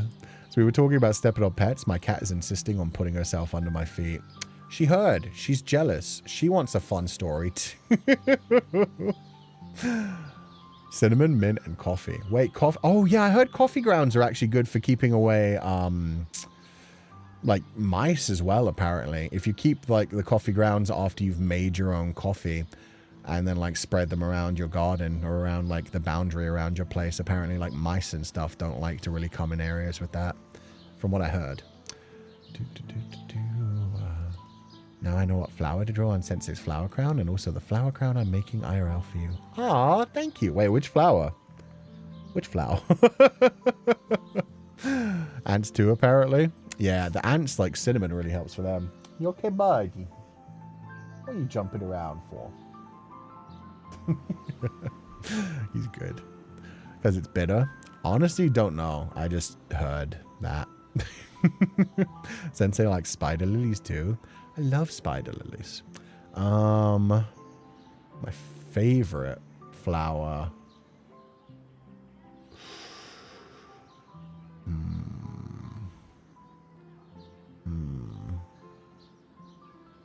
I don't really know. I like orchids. I like lilies. The red spider lily or red hurricane lily is a pretty damn good one. But that one, it feels like it's just so overused. Maybe it's just because I watch so much like Japanese media and they always use that. Love Lies Bleeding. Nah, I'm not really a fan of Love Lies Bleeding. It's got a cool name and cool like symbolism, but nah, it doesn't look very interesting. Used to have tea bags in there for years that threw away all months ago. Maybe I should do that again. Oh, the tea bags do work as well, apparently. Like tea leaves and stuff is pretty good. It's the edgy weeb choice. That's the problem, because it's such a cool flower, but because it's such a cool flower, people use it all the time. It's like a black rose. You can't take black roses seriously anymore, because it's just all the edgy emo boys will just be like holding a black rose or that. Oh, God. I like red spider lilies. I love both their appearance and what they symbolize. Yeah. The story about the fairies in China is really cute as well. But yeah, the symbolism of them being like the flower from hell. Eesh. Like gladiolus. Gladiolus is great as well. Lavender is great. I don't know if it's considered one. Yeah, no, they have tiny little flowers on them. I think lavenders are nice. Hydrangeas are really beautiful. I forgot who said that, but yeah, hydrangeas are really gorgeous too. Especially the way they come up in like big clumps. But yeah, I don't really know. I don't think I have a specific favorite flower type. Just like orchids and lilies in general, like the big ones with like big dangly... What are the names of... I just keep thinking piston, but stamens. The ones with the big dangly stamens are always like really beautiful to me. You squeeze pupals into juice, the leftover pulp can be used the same way as coffee grounds. I don't think it would drive away predators, though. I think if anything, if you use pupals for that, it would attract more predators just because it's so sweet. Jasmine is a classic. Jasmine's a classic. I love the smell of jasmine. I don't really like the look of jasmine. They're just kind of small white flowers that don't look too interesting to me. Since I have a favorite flower smell. Probably gotta get gardenia. Yeah. Gardenia tends to be one of my favorite smells when it comes to flowers. Jasmine is a good one as well. Roses can be quite nice in the right way. I feel like they're overpowering by themselves, but they do a good job like combined with other things. But yeah, definitely gardenias. Gardenia smells incredible. Not gardenier, but gardenia. I don't even know if I'm pronouncing that properly. Dahlias for the win. Dahlias look quite nice as well, but again, that's because of the black dahlia. That's kind of been overdone by people. Have you heard of the flower Queen of the Night? It's the one that blooms one night a year and wilts by the morning. Is that the one that stinks really bad too? Let me Google it. Queen of the Night. By the way, if you have first-person present tense book recommendations, just leave them in the comment section. I would love to see more of those. I saw that there were probably more than I grabbed. Queen of the Night flower. Ah, famous tropical cactus. Oh, it's a cactus. Huh. Each flower blooms just once a year, usually during warm summer months, and dies before the sun comes up. That's wild. Especially the fact that it's a cactus, too. Aww. I like that. And it is a pretty flower. That one has a crazy stamen. Oh my god. A stamen only gets to see the world for once. One night a year, but damn, it's pretty. That's a Rafflesia / corpse flower. Ah, okay, that's the one. The corpse flower, like, it's a giant thing, and when it opens, it smells like decomposing flesh. Yeah, weigh around 75 kilograms. Lovely. I would love to smell that someday and then run the fuck away from it forever. You have one in your backyard? That's a giant flower. That's crazy. I thought those were specifically like cultivated by collectors and stuff. I think forget-me-nots suit you very well. Those little blue flowers and the yellow centers. They're pretty. They're pretty. And yeah, definitely the colors complement my styling a bit. But I'll look into flowers at some point. I wonder if there are any with like a more light blue with like white bits. That would probably work. Thinking of adding a bit of asphodel flowers to your flower crown, since they said to have connections to the dead. Maybe red poppy too. Red poppies definitely have connection to the dead. Oh no, you guys have only seen one of those. Don't worry about it. Let me look up asphodel flowers. Oh, asphodel. Ooh. Those are cool looking. Again, I really like things that grow in like clumps like that. It almost like before they start to bud, they look like corn on the cob. And then they open up into just a pile of flowers. That's cool looking. Ooh. I have the plant for Queen of the Night Flower. Hopefully it'll bloom one day. I remember as a kid when my mom had planted one and we had 32 to 35 flowers blooming one night. That's so cool. It's wild that they only open for one night. Sensei, do you like chrysanthemums? Kushami, I know what you're implying. And yes, I love chrysanthemums. Primroses are really pretty and come in a variety of color. Yeah, they're nice. Sensei, are those the flowers in Feli's room? There's flowers in Feli's room. There's flowers all around Cashland. So yeah, I did a lot of research before that. You seen a bleeding heart flower, Sensei? Yeah, they're kind of cool. They're a bit over the top. You wouldn't trust me? That's why I want to smell it though. I just want to smell it once and then never, ever again. I just need to know what it actually smells like. It's the same as... what's that shit called? I literally just talked about it the other day. The pickled fish. Surströmming. Same as surströmming. I would love to try surströmming once in my life and then again, never again. I just want to like, there are experiences where it's like, everybody says it's so bad. I need to give it a go.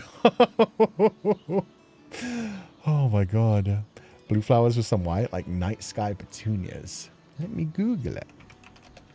Night sky petunia. Ooh, those are more purple, but God, those... Ooh. I see why they're called that now. Those are freaking gorgeous. They look like nebula. Some of them are really intense. Like some of them that are more on like the pinkish side aren't great, but some of the ones that have like purple and pink and orange in them. Oh my God.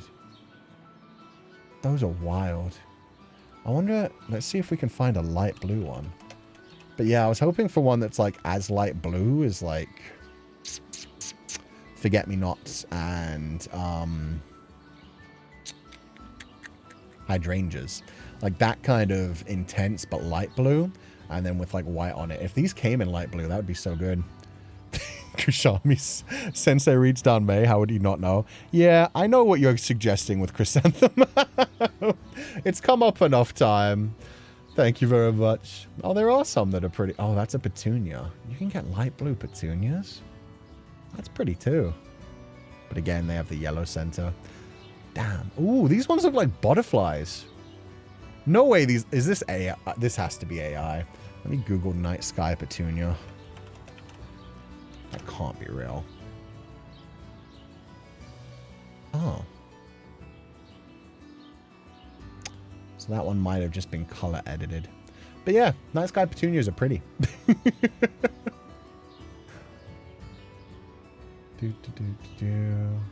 This one is fake. That's annoying. There's one that's shaped like butterfly wings, and I was so excited. Butterfly pea flowers. Aren't those the ones that make like the stuff that they put into drinks? Do they actually have butterfly style? Butterfly pea flower. Asian pigeon wings. Yeah, they don't quite look like butterfly wings. The image I saw was clearly AI, but it's straight up, it looked like the 4 divided wings of a butterfly. But yeah, that's the stuff that makes the really intense color changing liquid. They're pretty, don't get me wrong, but they look more like bird wings. Very pretty. I want to try the tea. We had some at Asioru Maid Cafe. So yeah, that was mixed into one of the drinks that we used. So sad. Sensei knows way too many Chinese internet expressions. It's okay. I'm sure you could still surprise me with more things in the future. But yeah. I find so many of them cute. I still think my favorite, like drinking vinegar is fun, but eating dog food is my favorite. That's not really a Danmei related one. It just comes up in like Danmei communities as well. To anyone who doesn't know what eating dog food is, it's when like a couple is being very coupley, like being very showy in their romanticism. And then, yeah, like it's the idea that you're being forced to eat dog food by being forced to like watch a happy couple while you're sitting there single. Like PDA, exactly. Public displays of affection. So yeah, that one's always been a really fun one for me. Dog blood? Is it dog blood not just like full on? You need to remind me of this one because I've definitely heard that one before. Is that one full on like intense angst? I cannot remember the dog blood one. Because you're a single dog eating the dog food thrown by couples. Yeah, exactly. They're just throwing you dog food to the side.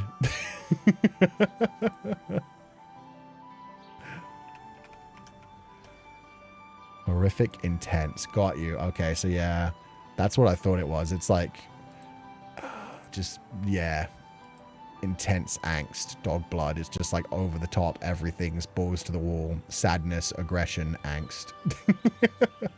Did you know that gardenias symbolize quiet protection? I feel like that suits Feli so well.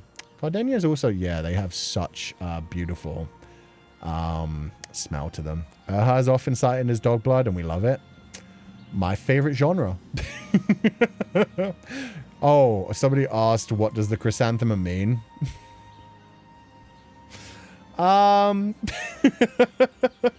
You can think of, and correct me if I'm wrong, chat, because you guys probably know better than me. It's basically just a slang way of saying butthole, essentially. Yeah. Like saying popping chrysanthemums could also mean like, yeah, just popping someone's anal cherry. But yeah, chrysanthemum, like, isn't it often used like symbolically when it comes to manhua and stuff? They'll draw a chrysanthemum as well. But yeah, it means the booty hole specifically. Not the actual, like, the cake, but the butthole. When the flower opens up. There we go. Yeah. There we go. What was the other one? Racing cars? Isn't a racing car just somebody who, like, says a lot of swear words really quick? No, it's somebody who drops a lot of innuendo. Somebody who just is constantly, like, making sex jokes. I'm a racing car. Also because of the shape. I'm sorry, what? Now I need to Google what a chrysanthemum looks like.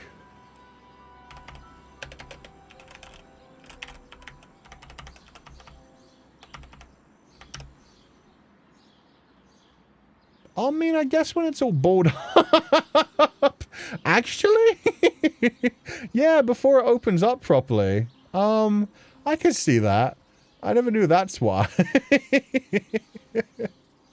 Oh my god. Thought we were ditching class today. What are we learning? Nothing that you'll ever get quizzed on. The many petals of the flower look, yeah, when it's balled up, 100% before it opens up. Once it opens up, you should get that checked. If it looks like that, that feels like a prolapse more than anything. But yeah, when it's still balled up and on its way to opening up, very similar actually. One of my favorite BL novel sites is named, oh my god, no wonder.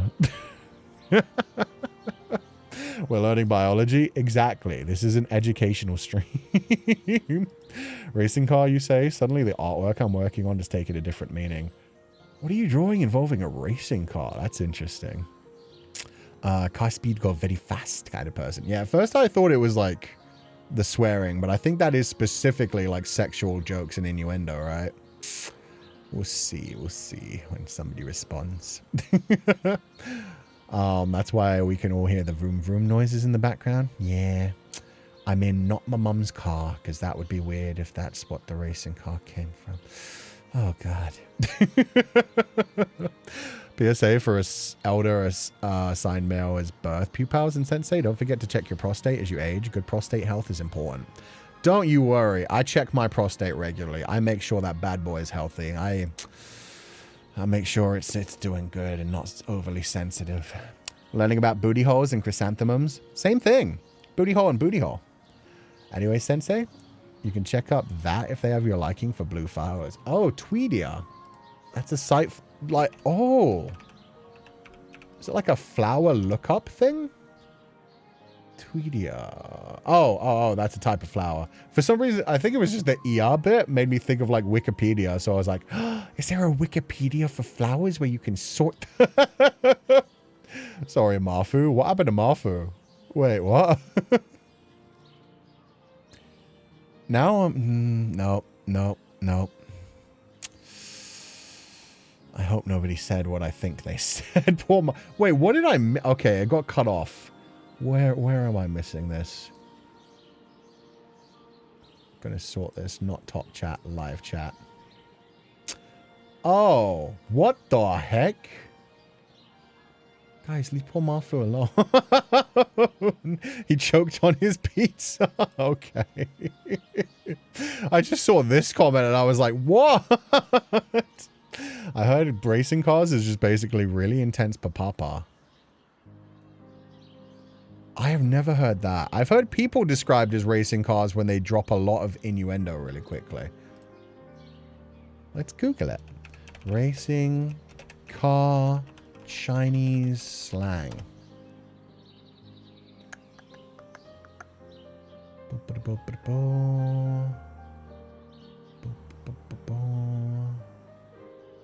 It doesn't come up when I Google it. Well, that sucks. It is what it is. Must be specific slang. To be fair, I think no. Maybe I was getting it wrong. I might be getting it mixed up with the term for like driving. If you're driving, you're making a lot of innuendo. So I might be wrong, actually. YouTube is mean and doesn't allow me to properly check the men she posts. Oh, I'm sorry, behind zero. Oh, yeah, sorry. Let me look at this Tweedia. Oh, that's pretty. That's a really pale blue. It's like pale blue on the inside of the petals. White on the outside of the petals. Those are gorgeous. I like those. No hint of yellow. Just a little bit of darker blue. Yeah, I like Tweedia. Tweedia is beautiful. Let's see if they have any symbolism. Tweedia symbolism. How to define a good prostate? It tastes delicious. It tastes delicious and it kind of pushes back when you push it in. That's how you define a good prostate. Tweedia holds symbolic meanings associated with love. Wait, where'd that go? Botanical facts, design notes. Symbolic meanings associated with love, devotion, and purity, making it a meaningful choice for weddings, romantic gestures, and heartfelt gifts. Damn it, man! Why do all the best flowers have to be taken by love? Prostate tier list stream. I don't think we're going to be able to find that. I don't think we could do that on YouTube. I think that would have to be on a different website. Blue hyacinths are pretty too. They are. Blue hyacinths are very nice. Glad Duke is a dog and not a child. Yeah, he can't understand me saying all these things. Oh, he's upside down again. Oh, I ruined it. He saw me look at him while I was talking and now he's turned sideways. Prostate comes in flavors. No, I'm just... Guys, I'm fucking around. I don't know what makes a good prostate. I never finished my medical degree. I just know you can feel when something goes wrong with it if you press on it. Because, yeah, your doctor genuinely... When you're above the age of 30, you do get bent over a table by your doctor once a year. And they just jam things right in there to figure out how you're doing. So, personally see Sensei compared to White/pale yellow sunflowers. I refuse. That's too bright. That's too happy. Dogs are silly. I miss my puppy. Oh, I'm sorry you lost him. He's so young. He's such a baby.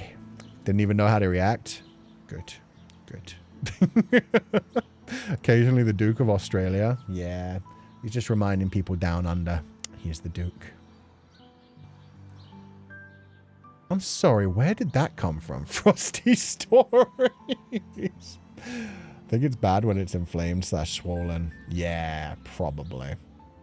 Do we Google it? No, we don't Google it. Didn't lose mine. I'm at college. She's alive and happy. Well, I'm sorry you lost her. To your family. Your family has taken her. Isn't it a myth that men can taste toothpaste through their balls? That's not a myth. That's true.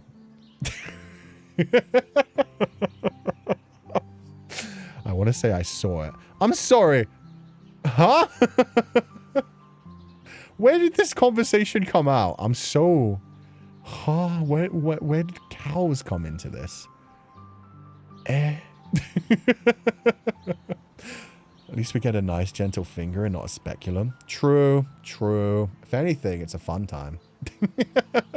Little off topic, but congrats on lovebite.exe coming out and Sensei's little cameo in it. Hey, who said I have a cameo in it? What?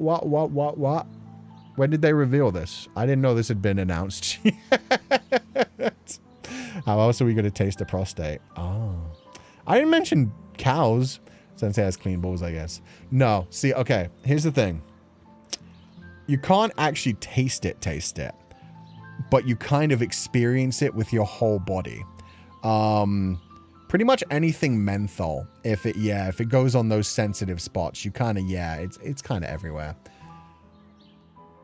I said cow prostate. What? I don't even remember this. You guys remember more than me.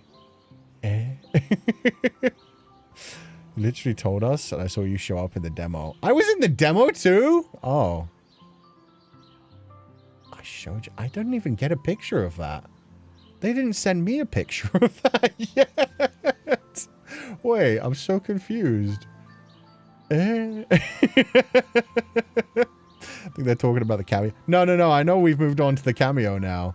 But that's why they didn't send me a picture yet. Yeah, I recorded voice acting for it as well. You were on break and Roy played the demo. Oh, shit. Really? In Love Bite? No, that was Zip Up, wasn't it? I thought that was Zip Up. Roy played Zip Up. No. You guys are gaslighting me now. Fight me. It was a screenshot. Thank you, Marfu. Yeah. You guys, you had me going. I was like, did he? Huh? But no, then I was like, wait, no, I only recorded that 2 weeks ago. They've only just put it into the game. So, okay. They apparently also have it on the dev team's socials.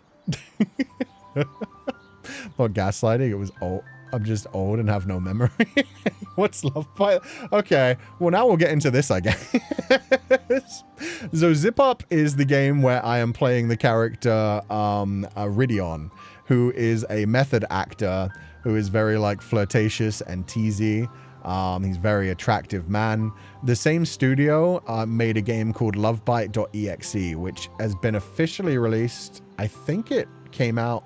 No, I think it comes out soon. Let me check. It either comes out like today or it comes out in like another 2 to 3 days. Let me check Steam real quick. But it's made by the same studio. Zip Up is going to be their game after Love Bite. Lovebite.exe. August 24th. Oh, it actually came out today. Okay. So yeah, it has officially come out as of today. It stars Roy Kiato, who you've seen on this channel quite a few times, as the main character. It's also got like a bunch of different people on it. I think it's got one of the boys in Tiger's group, I forget their name, as well as Haka from Hollow Stars, are all playing like some of the characters in it. But I do, in fact, yes, have a cameo in it. I didn't know that had been revealed yet. I show up with Haka's character at one point doing a collab. Rikami is in it too. There we go. Kane, thank you. Yeah, it was Kane Knight is doing one of the characters in it. So Kane Knight, Haka, and Roy, I think, are the 3 characters. There might be a couple more characters. Invicta is the group name. Yeah, thank you. The big buff boys. You tweeted Lovebite screenshot. Really? On September 21st? That a year ago? That long ago? Well, I definitely wasn't in the game there. Full VTuber voiceover game. Yeah, Lovebite.exe is all about VTubers. It's a parasocial dating sim where your favorite VTuber has gone missing, but you're like looking through other VTubers chats and stuff. So yeah, they got like a full VTuber voice cast to voice the different characters in it. But yeah, the same studio went on to do Zip Up, which I'm going to be in playing the character of Ridion. But then also, I am in Lovebite.exe as myself. I just show up for a little bit talking to the cyborg with white hair. He's not a cyborg. He's a EXE program? Anyway, a white-haired VTuber, me and him hang out, and we have like just a very short stream in the game. So I did my own voice acting for that, and I am myself in that. It is literally my model. Zeda, yeah, the one that Haka plays. If I remember, your cameo was from the group chat. No, see, yeah, there's not a group chat. There's a scene where we collab in the game. So yeah, I just... Féileacán and Cú is in the game. So I was role-playing, no, not role-playing, I was just myself collabing with Zeda, the fictional character. But then in the next game that's coming out next year, Zip Up, I'm going to be playing an actual character called Ridion. This is why there's so much confusion. Some people were like, yeah, we saw your cameo, and I was like, they announced it? Some people could have found it by now, I guess. I checked Twitter and can confirm you did in fact share a screenshot last September. That's wild. This game's been in production for a while. But yeah, I'm in the game. So it's Sensei having dementia. No, it's multiple people confusing multiple things. Because people were like, yeah, Roy played the demo, remember? And I was like, I definitely wasn't in the demo. I'm getting confused. Okay, it's very simple. There's a new game that just came out today called Lovebite.exe. It stars a bunch of VTubers who are playing characters who are also VTubers. But they're not playing themselves. Meanwhile, I, as myself, am in the game. So Féileacán and Cú is in the game for a single scene, just doing a collab with the character Zeda. So if you play the game, you will see me in there. I did my voice acting with it. So you can hear me and Haka bouncing off of each other. Him as a character, me as Féileacán and Cú. Outside of that, I'm going to be like one of the main love interests in Zip Up, which is the studio's next game, which is coming out later. Just like in A Date with Death 2. Yeah, I'm also a character in A Date with Death 2. Kuchan's like a fanboy, if I remember correctly. No, I'm collabing with him. I'm just hanging out with Zeda. We have like a little fan service-y moment where we show off for the fans a little bit. You should learn to promote yourself more too. Never. I let people discover things themselves and then I retweet them and we see who finds them. Don't worry, I'll promote the shit out of Zip Up when it comes out. But for this one, it's like, I'm in there for one scene. If people find me, they find me. If people don't find me, they're just going to be like, huh, who is that random white-haired dude? But yeah, I'm going to be in A Date with Death 2. There's one other thing I'm going to be in as well. But that, not for a while. As myself. I haven't played Zip Up yet, so it's definitely Lovebite. Yeah, Zip Up, for one thing, it's only got a demo out, and the full game won't be out for a while. I saw you in the group chat. Yeah, no, I'm in the group chat a couple of times, just sharing a couple of messages as well. But yeah, no, there is an actual scene where I'm an actual character collabing with Zeda. They're confused. I'm confused. Sensei is confused. We're all confused. Yeah, no, it's one of those moments where it was like somebody had some of the information, and then somebody got confused with that information and passed information. And then I was sitting there like, the game released? I am in that game. I'm surprised people found me already. I had Brazilian fans of A Date with Death laughing their arse off to me because of your name, and I was just happily promoting your channel. No, that was very funny. It was actually, I think that's the only reason the Féileacán and Cú announcement ended up with bigger numbers than Elion. Because everybody loved Elion, and Elion had like a viral moment on Twitter. And then the Féileacán and Cú announcement managed to get more reactions, like more likes and retweets. And it wasn't because people liked the designs more than they liked Elion. It was just mostly Brazilian fans saying, please change his name. You can't call him Cú. It even has the accent. His name is literally Butthole. Arsehole-chan, exactly. So that, once again, those were the 2 times that A Date with Death 2 went viral outside of the first announcement. Was people being like, wow, Elion is so fucking sexy. And then people being like, don't name him Cú. And yeah, the writer of A Date with Death 2 had to straight up come out and be like, guys, we're not changing the name. Cú is an actual person. They exist. So therefore, we can't change the character's name in the game. Oh my God. Poor Gabby having to explain it to everyone. Yeah. I think the Brazilian fans were just mostly having fun with it though. So it's all good. Oh my God. Sensei promoting himself will make Féileacán and Cú out of context jobless. Yeah, exactly. If you want promotion for Féileacán and Cú, you got to follow Féileacán and Cú out of context. They're far better than me. Should a teacher be allowing their students to ditch class? I'll have you know, I ditched class. The students just followed me. That's on them. They should have gone to class, but it's not my job. I ditched class. I don't have to be a teacher. I don't have to tell them to go back. You're good promoting material for the game? I guess so. Love how information, accurate or no, can change your memory and perception. It was a fun stumble through things of like, oh, yo, Cú, you're in love by it. And I was like, yes, how did you guys know? Stumbling through like the zip up thing, stumbling through the, yeah, no, you were in the chat rooms, remember? And it was like, oh, right, the chat rooms. But yeah, no, I'm actually in the game. Let's call it a field trip. It's fine. Hell yeah. I had to tell my Brazilian besties that you're a real person while laughing at the pain. I can't help it, man. It means dog in Irish. I don't know what to tell you. It means butthole in Portuguese. It means a different genital in Vietnamese. But it means dog in Irish. It just means hound. I was so proudly guiding them to your channel. Yes, that's my fave stream, man. Butthole-chan. I love Butthole-chan. And today we talked about chrysanthemums. It's perfect.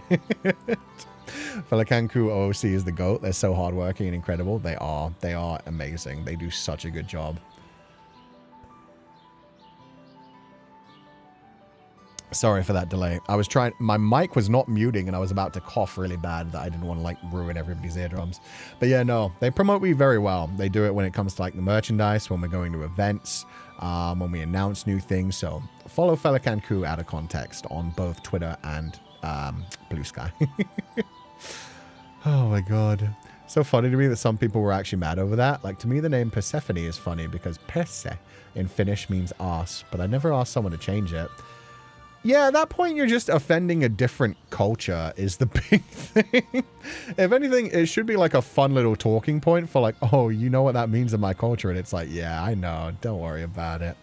But if you actually get offended and you're like, oh, you can't use that word. It's like, I'm sorry. I don't know what to tell you. It literally means hound in Irish. Like, that is a completely different thing in a different culture. And if you get offensive about it, yeah, that's kind of on you. I refuse to link chrysanthemum with Cú. You know what? No, you're lucky that chrysanthemums aren't pretty. You're fine. You're fine. I was going to say, maybe I'll make that my official flower. But no, you're fine for now. If only chrysanthemums were pretty, man. Chrysanthemum, exactly. Like puto in Spanish and puto in Tagalog. What does it mean in Tagalog? I know what it means in Spanish. That tea is tasty. Chrysanthemum tea? Yeah, it's very relaxing. Hope they will explain your name more when the game comes out. I hope they don't. I hope people just assume like, oh, so Féileacan's like the real character and Cú is just like an asshole who follows along beside him. Sensei worried he Hollanded himself, like how he all but told us months ago he'd be at Anime NYC when he said he wasn't going to be at Atacon because there's only 2 East Coast cons. That was fine though. That was fun. It was just like when I said like, oh, there's going to be sheep merch from VXpo. And it was like, it's being announced in like 8 hours. I think I'm okay. For the Anime NYC, it was genuinely just me trying to tell people like, you don't have to fly to the West Coast again. You guys have done it too many times. It was me trying to pre-warn people like, save your money. It's okay. I'm going to be at the East Coast. I just don't know when they're going to announce it. Means a type of food in Tagalog, like a rice ball. Oh, so they eat putos in the Philippines. Got you. So in the Philippines, they'd just be like, I'm going to eat some puto. Meanwhile, in Spanish, you wouldn't say that. The official book cover of Metal Lost is just covered in chrysanthemums. That would have been funny. Because that could have happened. I wasn't the one who decided the flower on the front cover. That was all Rock. So if Rock had come back to me with chrysanthemums everywhere, I would have just been like, no notes. The Chinese fans are going to love this. It's perfect. 10 out of 10. First heard of Cú as in Cuchulainn. Have you read the Tane/Cattle Raid of Cooley? Not that. Well, the Cattle Raid is kind of part of it. Fuck. What's the full thing called? Oh, my brain.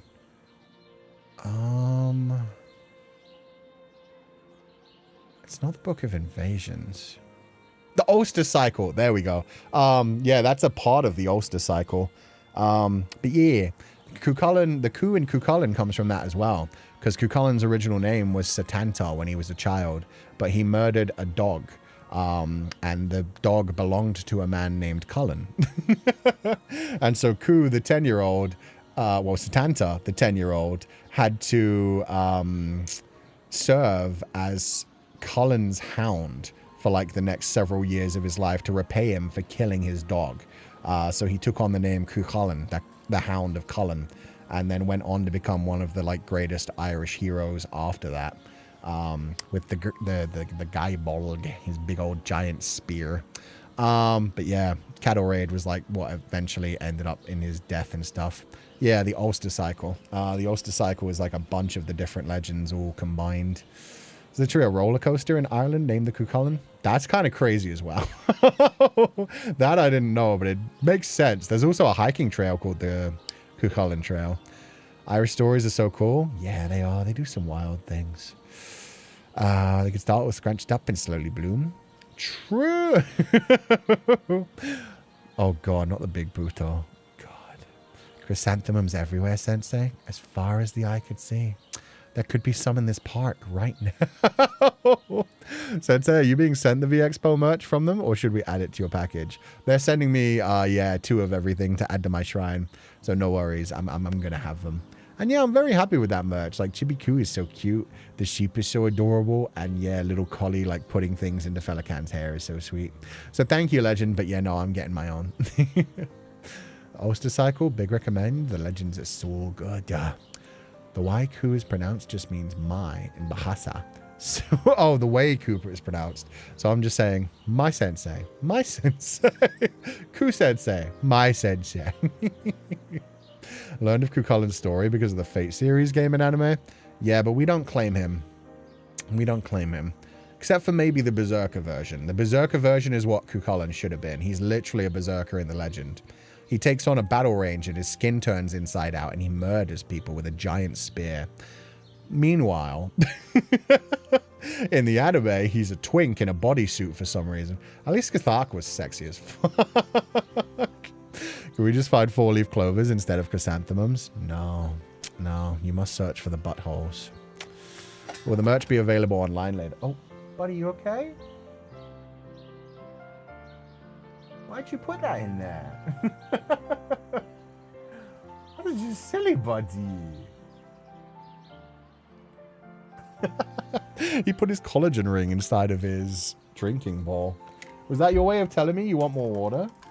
I can get you more water, bud. Yeah, let's get that out of there. There you go. Silly boy. Duke appearance? Hell yeah. Here you go.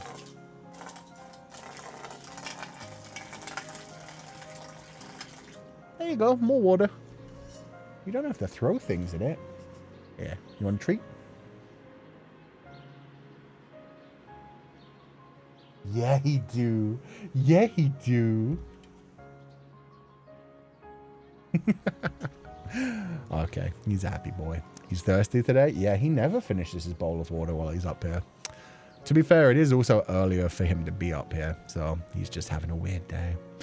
I don't know why Fate turned Cucullin into a twink. He's like Irish freaking Hercules or He-Man or Conan the Barbarian. Yeah, it is what it is. They turned King Arthur into a woman too. Respect that change. Sensei, if you don't mind me asking, how did you get into the legends and why did you like Cucullin so much? You had me doing Irish mythology research before your debut. I'm Irish. Like my dad was like aggressively Irish. He was raised during the Troubles in Belfast, which is feel free to look into the Troubles during Irish times. Belfast is right on the line between Northern Ireland and the Republic of Ireland, and so it has a nice split of Catholics and Protestants. Let's just say he was raised in an area where you were either incredibly Irish or incredibly English, and he was on the incredibly Irish side, and then raised his children in London, and so he wanted to make sure that we absolutely knew that we were Irish and not to call ourselves English. So I was taken to like Irish festivals, I was taken to Irish community centers, and I was made sure that I like was taught all the legends and stuffs. So yeah, just that basically. We were taught about like the Red Branch Knights, the Ulster Cycle, stuff like that. And yet not taught the language, which would have actually been useful. But yeah, we got taught a lot of that while we were younger. And yeah, no, it started kind of then. The reason I got really into the name Cú is because it became a nickname for me. So yeah, no, Cú has been my nickname since I was like a baby. It's always been a thing for me. So yeah, Cú just kind of stuck. And plus I love dogs, so Cucullin was great. Folks, what a fun comedy time in the Troubles. That's an interesting way to say things. I recommend watching Derry Girls on Netflix. Fair enough. Maybe Cucullin was wiry and they thought, twink, good enough. No, he was a big man. I'd be fine with Cucullin being a woman, just give it big boobs. Big berserker woman Cucullin would be fun.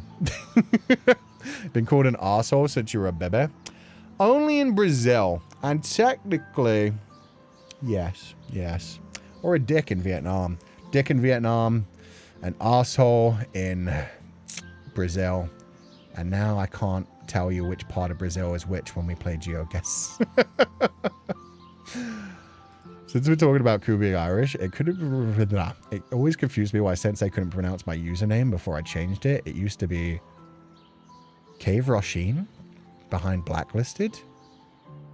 Wait, it was...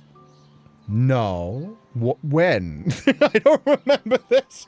Nowadays, when I read your name being Blacklisted Sao... Oh my god, for one thing, there's no S. I always thought it was Saoism for one thing. And I read the Sao as if... Oh my god. Yeah, no, I've always been butchering your name. I butcher your name to this day. What? And wait, it's Calm, it's not Calv? Would that not be Calv? Now I'm even more confused. Well, there you go. There are a lot of Irish things I still don't know either. The names are confusing, man. There's too many consonants in there. To ask a fucking Siobhan about it. Oh, yeah, no, it would be BH that would be the V. Huh. Tried watching the show, but I think me being American, I didn't really find it funny. I think I tried Devery Girls. That's a different thing. Derry Girls once, but yeah, no, I wasn't into it. Remember when you thought my name had the Roman numerals before I told you it was aesthetic reasons? Nah, it should still be Roman numerals. 12, Ari. Oh my god, how many pupils has Sensei butchered their names? That's just like a real teacher, to be fair. That's what a teacher does. For like every culture loves their myths. I know for the Irish, it's because of centuries of having laws imposed to get rid of the language and law, so modern Irish are trying to revitalize it. Pretty much. I mean, yeah, it's the same as everywhere Christianity is touched. Christianity goes anywhere and just says, like, all those gods you used to worship, no, they were actually demons in disguise. Here's the real Christian religion. And, like, yeah, everything you liked before are evil, horrible monsters. And, yeah, they twist that into their beliefs. So, yeah, you get, like, 2 versions of the beliefs, and it's just, like, dependent on which one sticks around. Sensei butchered my name so much for a while. I honestly couldn't tell you if I get it right nowadays. Aaron, exactly. Balake. The Irish goddess Bridget being turned into a saint. Oh, God, yeah. Sensei called me my full name, Vokia. At least now he just calls me Vokia. Well, it works easy because it's like a Nokia. Let us all ask Saoirse Ronan. See, at least she made Saoirse popular. I'll teach you guys how to read the name, well, how to write the name Siobhan in Irish. There you go. There are so many fun names. But occasionally there's an Irish name that, yeah, exactly. That's the one VTuber who butchers my name and it ain't Sensei. I'm surprised many people know how to pronounce the Kieran part of your name, Leela. Because that one, I could see a lot of people saying like Kiaran, Ciaran. How do you pronounce that? Yeah, that's Siobhan. That is pronounced as Siobhan. Imagine someone names his kid Jimothy or Rodell. Jimothy is awesome. Jimothy should be a thing. Ciaran could be a thing as well. There was also the problem, like, I'm pretty sure, wasn't there a singer that, like, was named Sierra? So, yeah, that probably made that Irish name so much harder for people to understand. Because that was spelt like Kira, the Irish name. Kira is the Kira is the girl version of Kieran. Kieran's a boy's name. Kira is a girl's name. But, yeah, there was the singer who had the name written like Kira, the Irish name, but pronounced it Sierra. So, yeah, that probably confused everybody even more, where they see the Irish name now and they're like, oh, Sierran. Siobhan. Yeah. And, yeah, Neve. That is Neve, right? Wait. Is that just Neem? Oh, God, I don't even know. For some reason, my mind is telling me that's Neve, but tell me if I'm wrong. Oh, God. What's the other interesting one? It is pronounced that way? Thank God. Is that one just Gren? Mind blown when I learned Mev is Maeve. Oh, it's Maeve. See, I thought that was Mev too. Mev rather than... Is it Mev or Maeve? Quiva. Rasheen I knew. The Quiva one is new to me. I didn't understand this. Wait! So I was even getting the Rasheen bit wrong. To be fair, I don't understand the spelling of the first one either. Yeah, I don't know how many... So many letters, like, combine in Irish to turn into the letter V.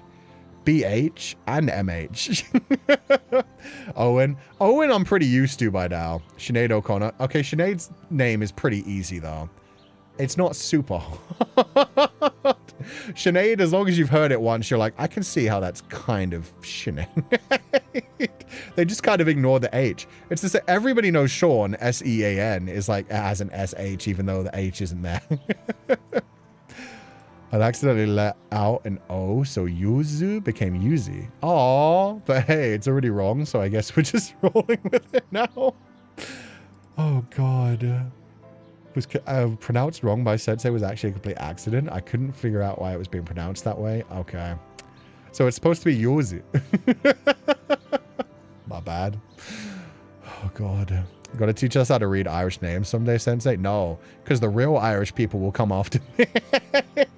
The real Irish people were already annoyed enough at how I pronounce Feileacan. Because it should really be more of like a Féileacán. But it's Féileacán. It's like how I properly say Cuchulainn. Whereas I could just say Cucullin. But yeah, it's like, I'm not every time I say my name going to be like, Féileacán and Cú. Féileacán and Cú. It's fine. It works. The Irish Sabat, Samhain, Imbolg, Beltane, and Lunas, I think. I don't know the final one either. Samhain's a fun one. And then they had, oh god, they had that fucking episode of Supernatural where they turned Samhain into a character and pronounced it Sam Hain as if it was two names. Sam Hain. Oh god. You, sir, pronounced my name with a long A like airy, but then I started to like it over time. I just say Ari. Ari. Me, when people add me on Discord and they call me ale, like ginger ale. No babies, that's not it. You're clowny. Where does the ale come from? To be a little too long to understand Hosier's name. What's Hosier's name? That I don't know either. Reminds me of the surname of the musician Chopin is pronounced as Chopin. Yeah. I mean, that's not even... I don't know what... Is that French? Chopin. Name. Origin. But yeah, no, names are always going to throw people because they come from where... it's French. Yeah. So names, like, they're always going to throw people through a loop because they come directly from people's culture. They may be like old versions of the language, not even like current versions of the language. You just got to learn them. And sometimes you have to teach people how to pronounce your name. And if they care enough, they'll actually learn and stick with them. Kevin, also known as Kevin. Wow.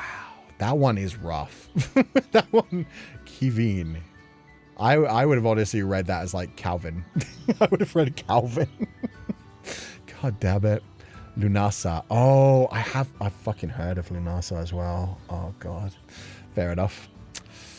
The only time I've had a teacher fuck up my one syllable name, he just spelled it out instead of the one syllable. He said the two letters.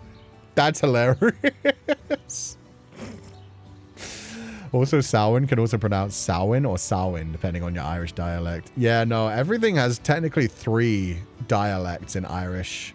I believe Ulster dialect, Munster dialect, and something with a C dialect. But yeah, there are 3 main dialects. To be fair, like, we've lost so much about the language as it is. Hello, Chuchan. Hello, Kira. I hope you're having a lovely day. He spelled E-M, not M. Oh, so the name's M and he said E-M. That's kind of cute, though. Today we're at a park, but this became an actual history/culture lesson. Technically, it became a body lesson first, an anatomy lesson. So that works. Pronouncing Hoshido correctly is a fight for your life if you didn't grow up with Nahuatl around you. How do you pronounce that one? Oh, I think you said earlier. Oh, I think the most similar thing in Spanish we got is that. Social. Oh, I was so wrong. Social. Social, where the X is like an S. And depending, the T turns silent. So chill. That's such a chill name. Yeah, no. Oh, God. I thought the X's turned into, like, H sounds. Is that in a different language? Oh. And I'm not going to lie. A lot of the time nowadays, I would just, like, if I see something I don't recognize it, I just pronounce it with, like, Chinese pronunciation, like the way that like the romanization of Chinese works. Like if I see a Z and an H next to each other, I'm just gonna turn it into a J sound. I'm gonna be like, ja. Just hedge my bets. Just see what happens. Oh God. Sensei pronounces things differently than my grandmother because she has the Munster dialect. So I always say Féileacan differently from Sensei. Got you. When I introduced your channel to a bunch of friends IRL, they did say, Pelican, like the bird. He's a bird VTuber. I could have the big mouth. That'd be fun. I could definitely, that would be useful. I only know how to pronounce it because of Miss Marvel's actress is named that. Oh. I didn't pay attention to Miss Marvel at all. For Spanish, yes, the X's are like H. But on Nahuatl, native language, the X is more like an S. Okay. So it was Spanish where the X... Yeah, fuck, that was GeoGuessr, where we found some places that had X's in them. Ojata or something? Yeah, and people were teaching me how to pronounce the X's like H's. Ooh, my brain. Luckily for me in primary school and secondary school, I was exempted from Irish, but did French in secondary school. Aww. It would have been nice to learn Irish. I would allow Natsu because Sensei decided to make it summer instead of date fruit. Natsume. Thank you. I could go Natsume. Natsume is cute as well. It's just Natsu is a nice, short, easy way to say that. Oaxaca. Thank you. It was Oaxaca. Nautal. Nautal. Thank you. That's why we say Mexico different in Spanish and in English. Yeah. Oh, I didn't even think about that. Mexico. Ah. The X in Mexico is an H sound. Got you. It's interesting how there are so many places that English has just like chosen to ignore the actual name of. Some of them we like properly correct ourselves, and then other ones we're just like, nah, this is just our language's version of saying this thing. It's Oaxaca. Oh, for me, I was taught Oaxaca. Now I'm even more confused. European Spanish and Latin American Spanish are very different. And then there's that. And then there's the lisp when you get into Catalan. When you really want to annoy people. Read like South American Spanish with a Spanish lisp. It's made me realize you also say the first part of my name wrong. Manilov? It's like Mani. Oh, Mani instead of Manny. It doesn't bother me since most people pronounce it like that most of my life. Yeah. I'm going to be honest. I'm going to forget most of these. No lisp while I'm here. ¿Por qué? Don't start with a lisp. I'm not even going to. I don't know what you mean. But it's the correct way to pronounce it in Catalan. It's pronounced Mexico. Mexico. God, because I have zero clue of it, and I only know some of my numbers and how to say what time it is, and can I go to the bathroom? Can I go to the bathroom is good. Where is the library is also great. If you start with the lisp, we'll bring out the chair. Come to think of it, let me check when the Chancla game comes out. I would like to play the Chancla game. That looks silly. Was it not called Chancla? Oh, fine, I have to check my wish list. It's just showing me a bunch of horny Japanese games. I love One-chan-bara.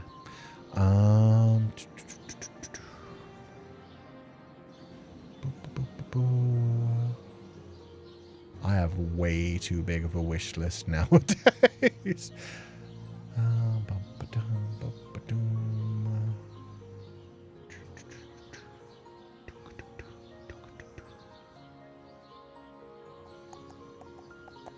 Flip-Flop Fury, that's what it's called. Yeah, still just coming soon. It doesn't have an exact date yet. Someday I will be chunkling enemies. There's a Chancla game? Yeah. There's a Chancla game where you just play as... Her character name is literally Abuela. You play as Abuela and you just throw chanclas at your enemies and then you can curve them through the air. You have to like get them through and around obstacles to smack an enemy in the face. She even takes on Godzilla at one point. Why play Chancla when you could play slapping games to Baki? Because that one I would have to download BlueStack for, and it's only like 5 to 10 minutes long anyway. It's a very simple game. Although if I ever get a chance to play New Carney again, and I happen to have BlueStacks on my... It's on Switch now?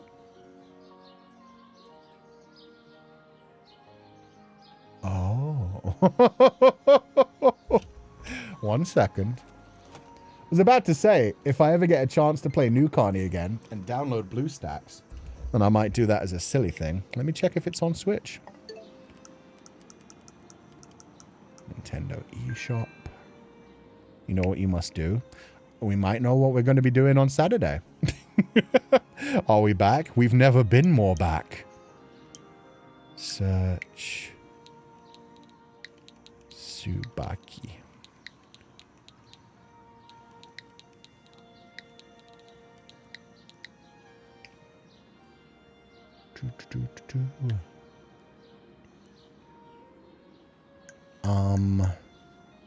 Everything I see just says idle game, Tsubaki. I can't see the slapping the man's ass Tsubaki one. Just something called singing puppy Tsubaki and idle Tsubaki. And cheerful puppy Tsubaki. What are these? Hentai stars Tsubaki. What the guys? Rose and Camellia. Wait. Oh, that wasn't about Tsubaki? Did I get fucking cheated? Man. I thought you were saying Tsubaki was on Switch. I was ready to play the slapping booty cheeks game. Aww. Well, fine. Once again, if there's ever a reason... Oh, the Japanese Camilla is Tsubaki. What? Camellia is Tsubaki. I thought that was the game where you slap people in the face. Camellia. Camellia. Rose and Camellia. Now I'm more confused. We'll get a peek of Nitro Carao game and Monster Romance. Yeah. Oh, why is it so cross today? Yeah, no, I guess they were talking about like Rose and Camellia is now out on Switch. They even made a special gamepad for it. For the butt one or for the slapping people's faces one? So much confusion. Today is the day to confuse Cú. Yeah, I don't want to slap people's faces. It's called Rose and Camellia. Is the slapping booty one a separate part of it? Slapping women, slapping women, slapping women. Yeah, as far as I could see, Rose and Camellia is only slapping women. Tsubaki, to anyone who doesn't know what Tsubaki is, Tsubaki is a cute little rhythm game on the phone where you slap a man's butt and you're just slapping the two different butt cheeks. That game is hilarious. That's the game I thought people were saying was on Switch. Mind your mindless repetitions. Never.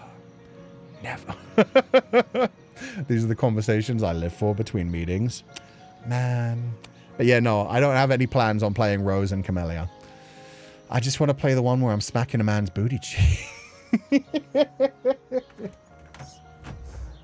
But yeah, that one you can get on BlueStacks because you can get it on mobile games. It's only really worth like 5 to 10 minutes of content, but you can get a whole stream out of that. There's a Fardamoru version of Rose and Camellia. Yeah, there is. You could slap all the those characters. It was like a disc that they released at one of the conventions. It's free and is on Google Play. I'll download it if it is. I think it is. I think it's free. I remember we once raided someone who dressed up as a woman only to play the woman slapping game once. Sick. Good. Better than, yeah, being a man smacking women. Since they got to smack that yaoi booty. Exactly. I was talking about face slap game. It's still peak though. Slapping booty is something else entirely. Yeah, it's the booty one I want, unfortunately. Sorry, Chew. We were in the middle of talking about Tsubaki, and then you said, like, it's on Switch now, and I was like, pop, pop, butt. Sure.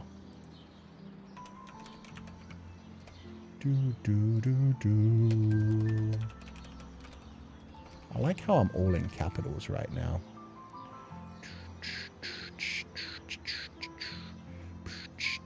Pop, pop, butt. What a great game name. Oh, can you get it on itch.io now? Let's see. Boom, boom, boom. Yes, I was born in 1968. Oh yeah, pop, pop, butt. Holy shit, this is amazing.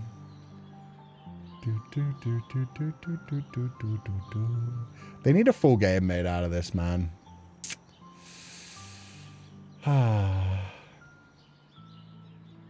Someday. Someday. What the heck, Mel? I slapped my sister once. Not good timing. I was on a date with a pretty girl. That's terrible. No wonder Michelle was so mean to you. You can't be slapping your sister, man. Even if she ends up, like, eventually scalping a girl. Honestly, that's probably why she scalped a girl. This is your fault. We're talking about slapping, right? I mean, slapping butt cheeks. Do you play it now? No, because again, you need BlueStacks. It's not a PC game. It's a iOS game. So yeah, I need to have BlueStacks to then grab it. Challenge to summarize Féileacán and Cú streams. We go from chrysanthemums to Irish mythology to pronunciations to slapping booty. It's a good time. It's a good time. Cue the gay cowboy song. That should be the song that plays while you play that game. Actually, that would be perfect. Very productive day. This is exactly the way I wanted my day to go. Me and Chewing are thinking the face slapping game without knowing there's a different game under the same flower. They both have Tsubaki / Camellia in the name related to slapping, so I got confused too. Okay, got you. I wonder why. Is that flower associated with just slapping in general? Did you say you've been looking for blue and white flowers earlier? I've been looking for flowers for an art piece and came across the blue heart lily. Let's have a look. I wanted to find like blue and white ones, specific ones. Blue heart lily flower. Ooh, that's gorgeous. What? Is this real or is this like dyed? Oh, fictional plant. Shit. Yeah, no, it's fake. I was like, wow, it really grows that way? Sadly, this is not a real lily. It's beautiful, but fake. Shame on the jerks who sell fake seeds and bulbs. Oh, there are people who lie and say you can actually grow. But no, it's one of those types of flowers where they've like introduced dye into a different flower to make it like appear a certain way. Aw, man. That looked beautiful. That looked perfect. Now that you mention it, I'll research about camellia flowers. Trust me, Sensei, when my parents told me when I was little, I somehow dislocated my brother's elbow. Wait, what's that relating to? What? My parents told me when I was little, I somehow dislocated my brother's elbow. Did you just yank him? What happened? Snake oil salesmen are everywhere, especially in the plant community. And it's only gotten worse since AI has become so accessible and easy to use. I open the stream and the first thing I hear is slapping booties. By the way, hi, Sensei. Hi! Hope you're having a lovely day. Yeah, this is what we talk about. From slapping. You slapped them so hard they almost dislocated their elbow? Yo, you were ahead of the curve. God damn. I love Kuchan teaching day. Yeah, it's turned into an interesting time. And just randomly, he's bouncing on my booty cheeks. I don't know if messages are just like getting delayed recently, but man, we're having a field day. We are literally, we're in the field. Okay, let's change the topic. How are you guys doing? What are you guys up to? Anybody going to V-Expo? Sensei's learning at the same time as Pupals. Yeah. Sibling rivalry is its peak. No, that's a murder attempt. Word association. Whenever you say booty, I think about the cow booty song. Oh, okay. Makes sense. Makes sense. You're changing the subject, coward. I don't want to talk about child abuse. Bouncing booties isn't too bad. I brought up that thing before anyone else, but still. We're having a fever dream right now. Yeah. I'm learning to drive. How's that going? Car?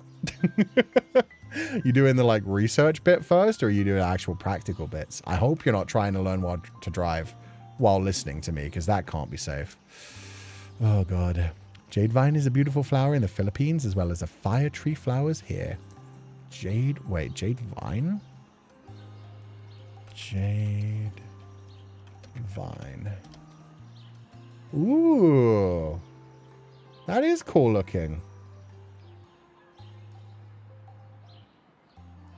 That looks very edible to me. This is why I would die very quickly before, you know, the internet. I'd be like, ooh, they look like colorful pea pods. I'm gonna eat some. Dyes of poison. Oh, God. My day was good. Yesterday I went out and watched Coyote versus Acme. I know, I saw the pictures. Was it good? I'm glad that finally got out to the cinema. It's a shame we didn't manage to do that with Avatar movie. Hello, Ku. How are you doing today? I'm good. I'm watching my puppy. Every time I look at him, he gives me the weirdest look. He like tilts his head like, am I going to be free now? Can't wait to see Pupals, even if I don't manage to win the raffle. That's what I'm glad to see. It looks like, honestly, the Pupal meetup is going to be bigger than the actual meet and greets. Going to VExpo next month. At the moment, I stand in my office surrounded by piles of files. At least it rhymes.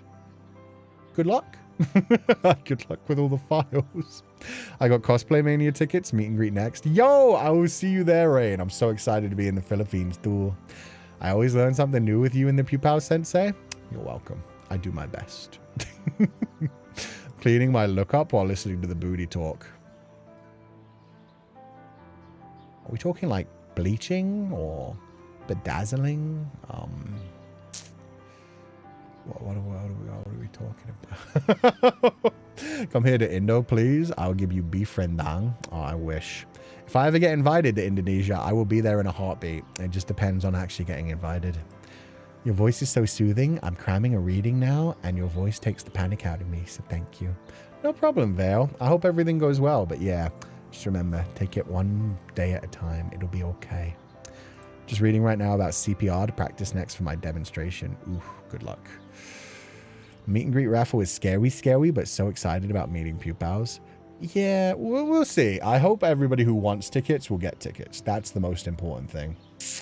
Who knows? There may be less than 50 Pupals and everyone can get one ticket. Message your local cons. That's how we got Kuchan to NYC. Yeah, exactly. Message the local ones and hopefully I'll be there. That was also how VExpo approached me. They said like a lot of people had messaged them about me. So thank you guys so much. At some point I fell asleep with the birdies. Good. That's why we have the birds in the background. It's extra comfy today. When he says booty, I always think, when will Sensei finally get the BBL appointment to finally become a cutting board? Someday you'll see my booty, and you'll regret it. It is like one of the old ones. It is an eldritch entity. You see, witnessing Kuchan's booty is the same as looking upon Cthulhu. It is so magnificent, both in size and in substance, that it boggles the mind. Your eyes will melt out of your head, and you'll be wholly consumed of it, not unlike hearing the legend of the King in Yellow. Copium alert. Look, man, I'm keeping you guys safe by not showing you my booty just yet. Eventually, like a black hole, exactly. By the time you see Kuchan's booty, you've been sucked into the event horizon. There is no backing out at that point. There is only becoming completely absorbed upon it. People who've ended up comatose, they were just thinking about Kuchan's booty. Ku3D needs to be showing his booty. Okay, I need to ask, because I'm sure it's already been done before. How many VTubers, when they first get their 3D, is their first thing just like twerking? Because I think that's something, if I ever like actually had a 3D model commissioned, I would straight up demand that I have booty jiggle physics. I would be like, okay, I've seen what you've done for like the female models. I know what you can do when it comes to jiggle physics. I need the bounciest of booties. But yeah, how many? How many like VTubers have you? 110% of them? Fair enough. Most. I figured. Do any of them have jiggle physics? Because they should. But yeah, no, if I ever commission a 3D model, that's the one thing that I'm focusing on more than anything. Super tight pants and jiggle physics. I want to be able to twerk and let people see it. If anything, like I will get a design slightly changed so there's a bunch of chains around the butt as well to draw more attention to it. You don't need to know how many, just do it. Nah, if it's been done before, there's no point. Besides, I don't want to mind break that many mortals. Viewing Vuchan's booty is like gazing upon the face of God, allegedly. Exactly. See? Lunacat gets it. Lunacat understands. Your chrysanthemum is a black hole. That's what they call it in China. How do you say... How do you say black hole chrysanthemum? Because that's the other name. There's two names that they call my booty in China. The unfathomable rear palace and, yes, black hole chrysanthemum. There you go. We're creating our own legends. Just all the jingles while Sensei twerks. I mean, if Hua Chung can do it. Swear I'll learn to do jiggle physics for your model. There you go, Drawn. Okay, I promise. If you do jiggle physics on the booty, I will learn to use the 3D model. The return of the rear palace. It's been a while. It's been a while. Not this again. Not chrysanthemums again. Why are we back here? It's a beautiful flower, man. And it smells amazing. Every now and then it tastes good as well, but that depends. He's getting a push-up brace. Okay. If you ever get a 3D model, we need throwing a money emote. Nah. I don't twerk for money. I twerk for the sheer joy of it. I twerk for the enjoyment of everyone else. It's an art form. It is not for any kind of monetary gain. It is for the people. It is for the people. Black hole is Heidong. Chrysanthemum is Juhua. Okay, so Heidong Juhua. Is this Delulu or is this real? I kind of want to believe him. If I say it confidently enough, it sounds real. You called it ugly a half hour ago?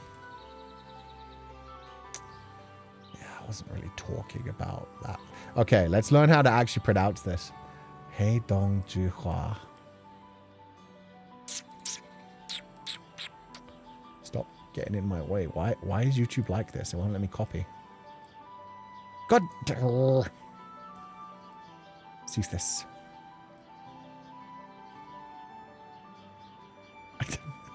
What?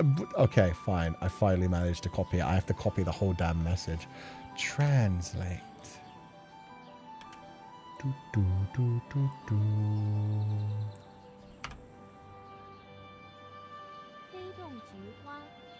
Heidong Juhua. Heidong Juhua. There we go. Okay. Heidong Juhua. That's what they call my booty down in over in China. Who knows how to throw it back? This I gotta see. It's the reason my back is so fucked up. It's just such a colossal booty. Every time I throw it back, it's a question of, am I gonna throw my spine out of disarray? Like I said, Event Horizon. Heidong Juhua. Do you want a name for your booty in every language? Because I can call your bunda chocolate blanco abonzuado. What does that mean? Does that mean black hole chrysanthemum? Because I think it should be black hole chrysanthemum in every language. He twerked too close to the sun. Exactly. Exactly. It's a chance. It's a risk I have to take every now and then. Sensei shaking ass causes the latest earthquakes. I would never do that. No. It causes ripples in space-time. It is the reason that the Bermuda Triangle exists, but it only absorbs a couple of mortals every now and then. And honestly, you should just stay away from the Bermuda Triangle. Does sound kind of nice, right? It sounds so nice to hear. Clanking the two planets. Exactly. Exactly. It's like the two atoms touching for the first time. People stuff themselves into you too much, it fucks you back. Hey. Hey. Rude. What does Faye think of twerking? Let's find out. Let's find out together. Hey, Felly, what do you think about twerking? What is twerking? It's when you throw it back. You kind of like, you arch your back, you send it back a little bit, and then you shake it in the right way. You got to kind of, if you're really good at it, you can make them clap a little bit. It's kind of like belly dancing, but with your booty sticking out and turned around. Don't talk to me. Okay, I don't think he thinks much about twerking. Or he just got incredibly turned on while I twerked in front of him. I don't know which one. It might be that he got incredibly turned on and he needs to go, you know, deal with himself, if you know what I... It was not that. Fine. Fine, dickhead. Get jiggy with it, Reaper boy. Na na na na na na na. I literally woke up the second that I heard Heidong Juhua. I'm glad to hear it, you is it? I hope you're having a lovely day. How does one twerk while laying down? Look, man, when you're as powerful as I am at twerking, the earth itself works with you. Honestly, we are just lucky that I have not created a new catastrophic event. So, yes, the Earth moves around my booty. The rotation of the Earth, it's just based upon my booty. My booty cheeks spin the Earth. You think it's like left over from the beginning of the planet existence, but no, it's my booty. Instruction unclear. Broke my leg trying to twerk. That doesn't sound right. So in Spanish, el agujero negro del crisantemo. I think. My grammar isn't the best. I like the sound of that though. El agujero negro del crisantemo. Sounds good. You got traumatized by just imagining? Nah, I think he was turned on. I think he was turned on and he had to leave. Out of the way, flat earthers, flat couthers coming through. You're wrong though. I'm a voluptuous truther, a voluptuous couther, if you will. Portuguese black hole chrysanthemum turns into o crisantemo do buraco negro. See, it sounds amazing in every language. It's perfect. Sensei twerking while laying down is just felly pounding on sensei. You're not wrong. What class did we ditch again? I thought it was still summer break. Summer break ended actually today in a lot of places. It's, you know, we're going into September. Unfortunately, it's beginning. Twerking where only the grass could see. Now, I need you to imagine you are an ant. Your whole reason to exist is to leave the colony, to find food, to bring that food back to your colony, and then lead more ants back to that source of food. Meanwhile, you've stepped out of your colony. You've been wandering for hours. Your legs are getting tired. You're starting to think you're going to die out here, because if you don't find food, you don't go back home. You go as far as you have to until you find food. So you're on your dying moment. And what do you see? Two glorious peaks, orbs, that to you as a tiny ant are as massive as the moon in the sky and just as round, just gyrating in front of you. And oh, they're not just round, they're soft too, yet perky. Somehow both soft and perky, because when they move, there's a slight ripple. The arc of the back moves, and then the butt moves, and there's a little bit of bounce each time. And suddenly you're mesmerized. You're in your final moments of life as an ant, but you are up here witnessing the face of God. You are staring upon a mesmerizing sight. And as you lose consciousness and realize that you instead will become food for your own colony, you're happy, you're content, and you realize that life does have meaning. That's thanks to my twerking. You're welcome. I just saved an ant's reason for existing. For that slight moment, he became conscious. He stopped being part of the hive. He became a believer in Cú booty. The queen, completely forgotten. My booty, way more important than the queen. And he died with a smile on his face. How do ants smile? Who knows? Who knows? Where is this when you write Metamorphosis Lost? I'm too busy thinking about my booty. Is this going to be in the next Metamorphosis chapter? Maybe. We started chapter 1 with a spider and a butterfly. Maybe the next chapter will start with an ant. In fact, yeah, I could have saved that butterfly. If I had twerked in front of that butterfly, Hannah would have never had to see it getting torn to pieces. Cú, please take the money. I'm dying. I'm glad you enjoyed that. That's true story. True story. Féileacán and Cú and the rise of Cú booty. I think we need a tier where everyone has big booties. That's just my life, man. I don't know what to tell you. Will has a big booty. Maddie's definitely caked up. Nikki's caked up.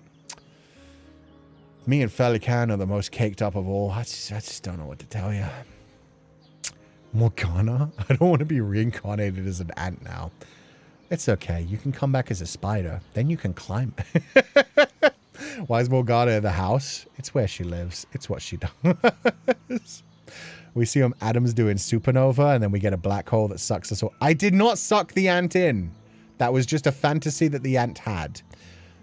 metaphorically, yes, they were sucked in, but it's more a way of like describing how mentally they were wholly consumed. Yeah. Everyone is caked up. No, I'm the most caked up of all. How dare.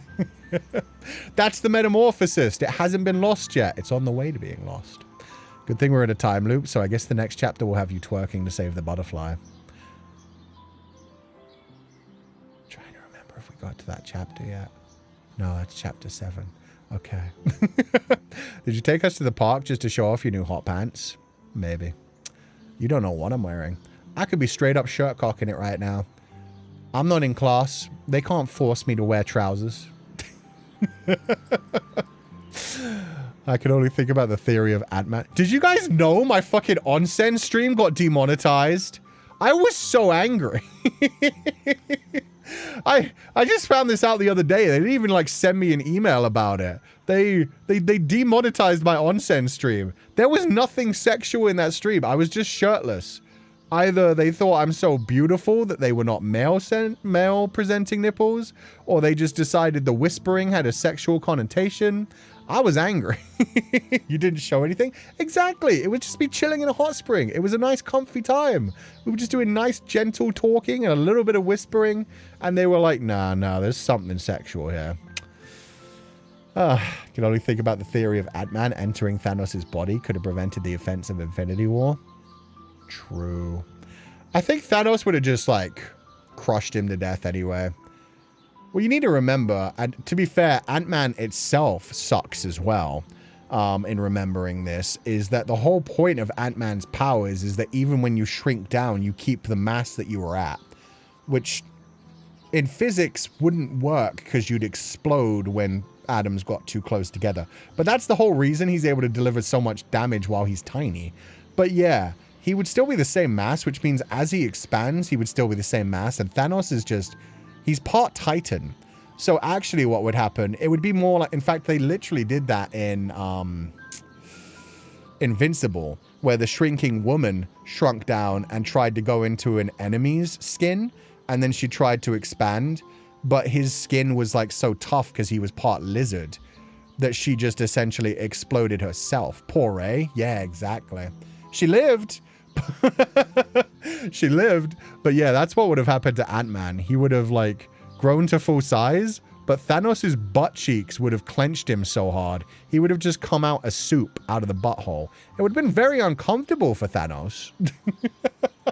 But yeah, it would have just been like him essentially just spraying blood all over the ground and then you realizing, oh, that's what's left of Ant-Man. Pupals could turn into butterflies and butterflies need to drink nectar. I wonder where we can find some tasty chrysanthemum nectar. They can drink blood too. I got an Ant-Man if you want one. Mel missed the opportunity to watch the white-haired man bathe in water. Oh, I'm sorry, Mel. Did you miss the onsen trip? Gone so long, I missed an onsen stream. Yeah, no.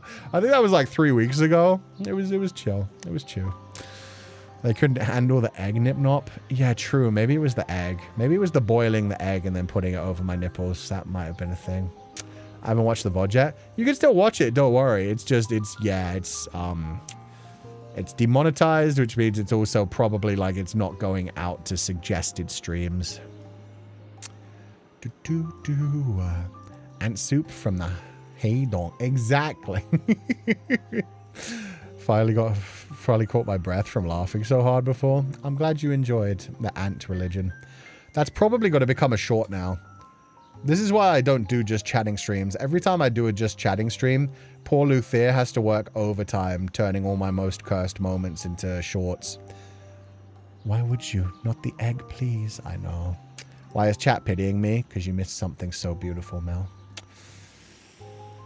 My pupal butterfly does indeed drink blood. There you go. Oh yeah, your one definitely does. Want Sensei to use us to cover his nipples? I'm not going to do it today because I'm too scared of this stream being demonetized too, but I could have little... Ooh. Wait a minute.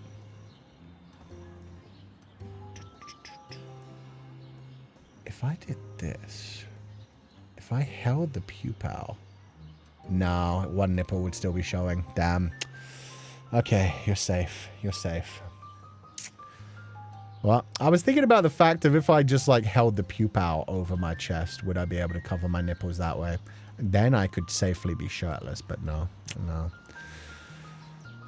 Ku-sensei, what do you think of funny videos where dogs go to the vet? I can't say that when they've been like drugged and stuff. I can't really tell you. I haven't seen too many of those. I more see people like recording their siblings when they're like high on gas after they've had like teeth removed and stuff like that. Don't use us as the nipple covers. But my nipples need to be covered, pupils. And I don't have anything else. Only these trousers that I'm wearing and this pupil in my arm. Your cardigan covers them? It does not, unfortunately. I nip slip all the time if I'm just wearing a cardigan. As soon as I turn a slight bit, a nipple in the opposite direction reveals itself. So yeah, the cardigan does not, in fact, cover the nipples. It just kind of makes them more alluring. It just kind of makes it so that you see them every now and then, which, as everybody knows, is so much sexier than them just being fully out. It's so true. It's so true. Sensei needs a bra pal. We need that as merchandise. I wasn't high off gas when I got my wisdom teeth removed. I was so disappointed. I even had my mom record just in case. I was pissed off too. They gave me the local anesthetic and then ripped molars out of my mouth. It sucked. I wanted to be like, but no, they gave me an injection which hurt like a bitch. And then to be fair, you can't feel pain, but you can feel the sensation of them like twisting the teeth as they rip them out. It sucks. It sucks. Just imagining everyone just piling up Sensei as a cover-up like yes, bury me in the sand. I had a whole conversation I didn't remember. That normally happens if you're on like that type of gas. Got the gas and I felt so good when I woke up. And for a good reason. That's the one time you can actually be high safely when it's medically diagnosed. I specifically remember Sensei defending Amy in the onsen. I don't think I defended Amy. I think if anything, I just said she was sexy. I wouldn't defend her actions. I would just defend that her actions do not stop me being attracted. You did? You simp for Amy. I'm just saying, if I was one of the brothers, I get it. I get it. I get it. Sensei, you're in the park. Public indecency. I'm allowed to go topless. I don't know what to tell you. I'm forced to see people go topless in the park all the time too. I don't know what to tell you. When I was 12, I cracked my tooth on a polo mint, so I technically got 2 teeth removed and my mouth was numb for the day. Ooh, not fun. Kushami, I'm not grabbing that comment. No drinking my nectar. I need that. Gotta feed my own flowers. Are your bazongas heavy? Let your local sensei help. That just sounds wrong, Sophia, on so many levels. Not even connecting it to me. That sounds like something really messed up. It's probably the heat of the onsen. He hallucinated. Nah. You simp for Amy. Kamada Tanjiro disgust face. Look, Michelle. Much like the Lord himself, if I could put myself in your place to suffer what you suffered through. I'm just saying, it would have ended a lot faster for me than for you, because you, unfortunately, made yourself the perfect victim to Amy, whereas I would have been like, yes, mistress, the first time she made me, like, lick her feet clean. And then, yeah, I'm pretty sure it would have ended. Either it would have ended, or it would have been a very different type of training from that point on. Michelle, not Michelle being. If Mel's here, the whole party is here. To be fair, I don't think they have an Amy. I think we're safe from Amy. Didn't know we had a Michelle too. We have Michelle. We definitely have. Oh God, I can't remember her name. Who is the name from Requiem? Who is the little girl from Requiem of Innocence? We have her. We have Morgana. We have Mel. We have Nelly. We have Giselle. Wait, there was an Amy? Oh my God. Have you forgotten the past? We have a Bestia. We definitely have a Bestia. Jaren, thank you. Jacopo. We do have a Jacopo, but I think he was named something different. But yeah, I find it really funny if they forgot the password for their Amy account. Oh my god. Jaren made an appearance. Jaren's made an appearance a couple of times. She drops it every now and then and says cute things. It's very nice. So Fata Morgana cast being in chat is hella funny. Especially when we actually play Fata Morgana. Yeah, we finished our visual novel. We could go on to Fata Morgana. We'll probably take like a week or two break. Wasn't Jacopo an AI/Bitcoin bro? Yeah, which is 100% in character. There he is. Jacopo Bears. Okay, my bad. He's just got the full name. But yeah. Yeah, he's an AI tech bro. An NFT bro, which Jacopo would be. Jacopo would have made bare money, man. Definitely would have been on top of that. I remember not cray, Jaren. Exactly, yeah. It's the future. What do you mean? No. Hanada Keiko Sensei would be so disappointed in you. I mean, he wouldn't. He created you. He knows what you're about. Imagine it's a few different people, but I also like the idea it's all secretly just Mel RPing with himself, which is very on brand for Mel. Honestly, it could be Michelle just RPing with himself, just bored as hell, lost as a soul between life and death, just like, hey, look at all the friends I have. Can we ban Jacopo? No, because he's only ironically into AI, so it's okay. Michelle becoming a landlord was very funny. Honestly, yeah, he's the enemy now. But it's okay, because his version of, like, being a Nepo baby is sharing that with Morgana, which is fine. Oh, God, wait. Wait, is the Fata Morgana Pupal the same Bibble Pupal? There's no way. Is Bibble also Fata Moru Pupal?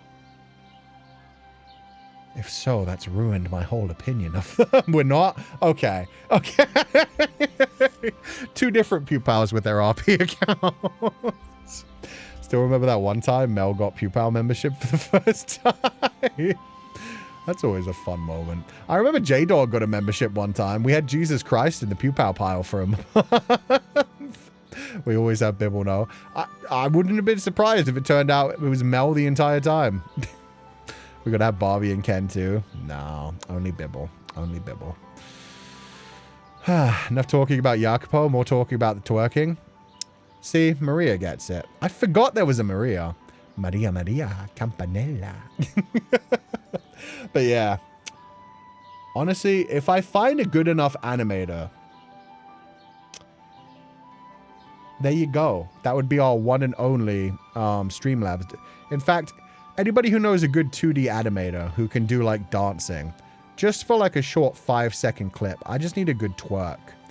And then, yeah, we will finally have a Streamlabs donation announcement thing. It'll just be me twerking on screen. Preferably the entire screen, especially in the middle of video games. I just want the entire screen consumed by booty. Trying to find my father. He's a Grim Reaper. Okay, where did you come from? That's adorable. We have Grimmy's baby here. We have the soul baby. That's so cute. She's the expert. Learn more from Maria Sensei. She does bounce on it crazy style. I bet Maria could twerk so good. Maria, my wife, my queen, I offer all worldly possessions to you.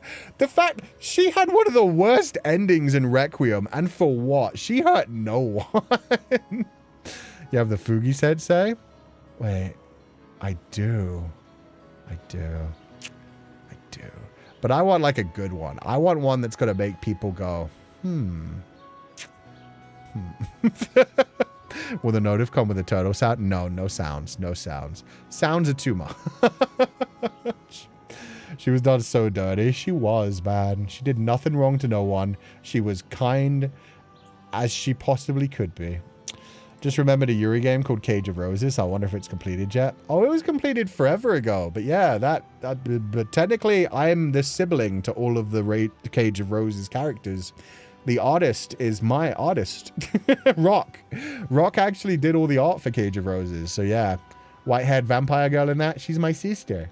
Red-haired human woman who gets drunk by the vampire, also my sister. Which technically makes them siblings, which some people will like and some people will hate. Cage of Roses was great. I never played the full thing, but the demo was really good. It was so cute. Rock Mama's art, Tascaru, I know, he's so good. If you like this kind of roleplay relationship, that's something between reality and fiction, Sensei, I think you'd really love Seventh Lair. Is that what they get up to in Seventh Lair? To be fair, I'm probably just going to watch. Like, I'm sure somebody else has recorded them. I want to watch, like, the behind-the-scenes stuff that's in the Steam version, but not the Switch version. Animators can exaggerate, but not present something that doesn't exist. Yes, they can. That's an animation. That's animation's whole thing. JK. If anything, it's just good that I can send them very, like, yeah, I can just record myself twerking for them, and then they'll know exactly how to animate it. They'll get it. They'll get it. The question is, will they survive seeing it? What are these degenerate topics? I'm leaving. Bye-bye, Morgs. Have a good time. Need to learn how to twerk. I'm still not yet developed in behind area. That's okay, Jaren. You don't have to be. Honestly, the fact that people gave you money just for being adorable, you were living the idol life about 1,800 years before Idol. A sibling relationship, so beautiful. I wish me and my dearest brother are like that. We know you do, Nelly. We know you do. Jaren, please, baby girl, do not watch/listen to the whitehead VTuber. You think I'm gonna make Jaren worse? I'm sorry, have we not met Jaren's daddy? And I don't mean father. Jaren's too far gone. Jaren's got her own issues to deal with. Why is the kid talking about twerking in chat? The kid did a lot worse than twerk. Question is what you need video of it. Wait. Question is that you need video or it doesn't matter. Well, if I give them video, it'll be a lot easier to animate. Hey, Kutan, would you ever react to Six the Musical? The musical based on Henry VIII's Six Wives? No. I have watched that. I've listened to it. It's a good musical, but I don't really do reactions to things like that. We did Epic the Musical, kind of, but we just turned it into a sing-along karaoke. But yeah, no, the only thing we really do reactions to are like Donghua and like sometimes horror movies or chill movies. Not a daddy. It was her daddy. Let's be honest here. Jaren's already worse. Yeah, I can't make her any worse. Only Jean-François Barnier could do that. Just realized your fangs are probably dog teeth. Been unrealistically sidetracked by vampires all along. And now you know. Now you know. I love saying that name. It's very, very satisfying. Honestly, any long French name. Jean-François Barnier. Honestly, just saying Michelle's last name, Bollinger, it's really satisfying. Just that yes. Loved their twisted relationship. It was so good. Sensei, Lord of Mystery, watch along, please. Maybe when season 2 comes out in 2028. Maybe. It's the same as I'm not going to watch Link Click season 3 until it's all aired. So yeah, we kind of wait for things to at least finish until we move on to them. Didier Bollinger? Even better. I never thought about actually saying the full name. Didier Bollinger. Didier Bollinger. Didier Bollinger. Eating the buttocks is wonderful. The meat is so... I still can't get over the fact that you used that image. He got that dog in him. As Link Click season 3 started. Yeah, they've got at least one episode out. I only know that because I've seen so many people talking about the relationship in it so far. So yeah, at least one episode's out. And I'll wait for like the whole season to be out. And I'll find out what they actually do with it. It's so strange what they did with like the Bryden arc. Because I thought the Bryden arc was, I mean, it is a prequel, but I thought it was going to be like a self-contained prequel. It was like a teaser of a series.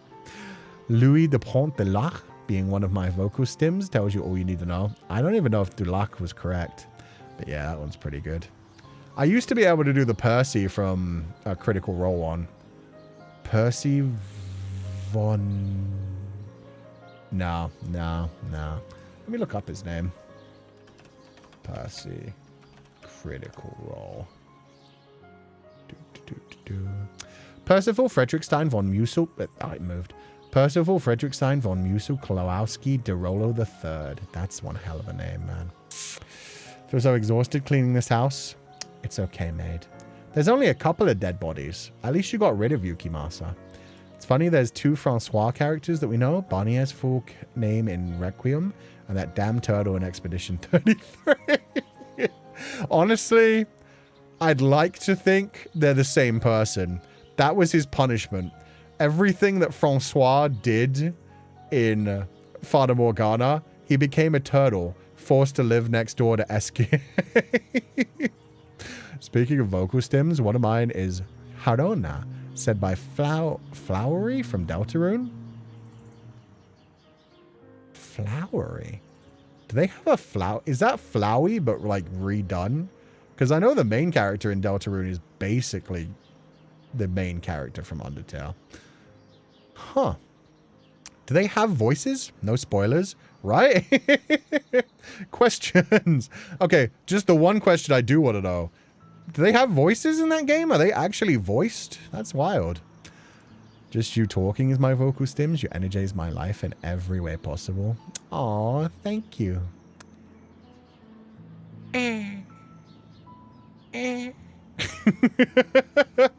Not really. Somewhat voiced. I think it's mixed beeps and noises. Oh, okay. It's like a classic SNES game. Got you. They got 2 episodes out and the 3rd is in membership. Okay. So, yeah, 3. One of them VIP. Perfect. Sensei doesn't want to sustain dot. He wants to get 1 hit KO'd. Yeah. No damage over time. Just finish me. Just destroy me. If you could choose any glitch productions from highest to lowest, which ones do you... Wait, what? Which ones do you know? Which one would you put? I've only really properly watched The Amazing Digital Circus. I haven't watched Robert Ross's new first episode yet. I've heard really good things about the one about the Space Princess. So yeah, no, I've only watched The Amazing Digital Circus, so I guess that's at the top and nothing else exists. Keep repeating, here I come San Francisco from Deltarune, and some characters are voiced by Tricky Tony himself. So are these just like videos people have made online? I can't think of any recent vocal stems from me. I'm sure they come out all the time in the videos though. I'm sure there are things that I... Yeah, Knights of Grenadier, that's the one. That's what I meant by Space Prince. I don't know what that's about, but I know it's supposed to be really good. No, they're in the game. Oh. So some of them do have voices. I see. Love this community and the connections we make between things. I nearly spilled my tea at the Francois thing. Ah, I wish we'd thought of that while we were playing the game. It's being named Francois a curse now. It always has been. Honestly, it always has been. It's a very fun name to say. But a fun name to have? No. Like if you introduce yourself as Francois to someone, what's happening? Immediately, everyone is repeating back, Francois. Francois. Like, you can't not say that name. So it must be a kind of rough to actually have that name. Now I kind of want to go to the park. Do it. Touch some grass. Feel the sun on your skin. It's going to start raining soon. And it's going to be autumn soon. So enjoy it while you can. My most recent one is, unhand me, woman. Because of you, Sensei. I'm glad you enjoyed that one. Feel like you would also like Murder Drones. Oh, is Murder Drones also Glitch Productions? I've heard of that one. I didn't watch that either, but I have heard of that one. You're so annoying. Affectionate. Hey, man, I can't help it if there's turtles out here in the park somewhere getting jiggy with it. They're having their best time. Sensei is my stim. I've started saying cease and how dare so much. Good. It's better to discover the voices yourself when you play it. Don't worry about it too much for now. Okay. Maybe it's just one of those things like with Papyrus. With Papyrus, everybody knew exactly how he sounded, even though he doesn't have an official voice. Everybody knows he sounds like classic 1980s Skeletor. Francois with the rounded R, pronounced correctly, sounds like ooh speak. Francois? Wait. Francois. That just sounds silly. Oh, God. Oh, who's the Unhand Me woman from? That came from the most recent episode of Expedition 33. I forget what I was in the middle of, but I was having some sort of deep conversation and a big woman with thick thighs tried to take me out. No, it wasn't. Shit, it was Dave the Diver. Yeah, no, it was the big, it was this Cleon queen. My bad. The woman with the giant thighs was a different thing. Chewing clipped that one for me talking about the V-Expo merch. I saw somebody having a very good reaction to it. Because it's just me being like, yeah, I know this community really has an affiliation for sheep, so I'm looking forward to that. Anyway, now I'm going to talk to this big giant woman and probably get crushed by her thighs. That's like the end of the clip and it's perfect. Isn't unhand me just a very old phrase? Yeah, no, it's the same as like cease. It just sounds funny. There's another one. Go to sleep. Sleep. Me too. Your speaking pattern is affecting my English speaking pattern because I've been saying cease a bit. I'm sorry. Eventually, it just rubs off on you. All my life, I've made random noises, and recently I've noticed some of the noises I make sound like gecko mating calls, and I blame Sensei. I think the only sounds I randomly make just are probably my thinking noises, where I'm just doing like the kind of thing. Remember the Dave the Diver? I got you, fish fucker. Wait, what? I don't remember that one.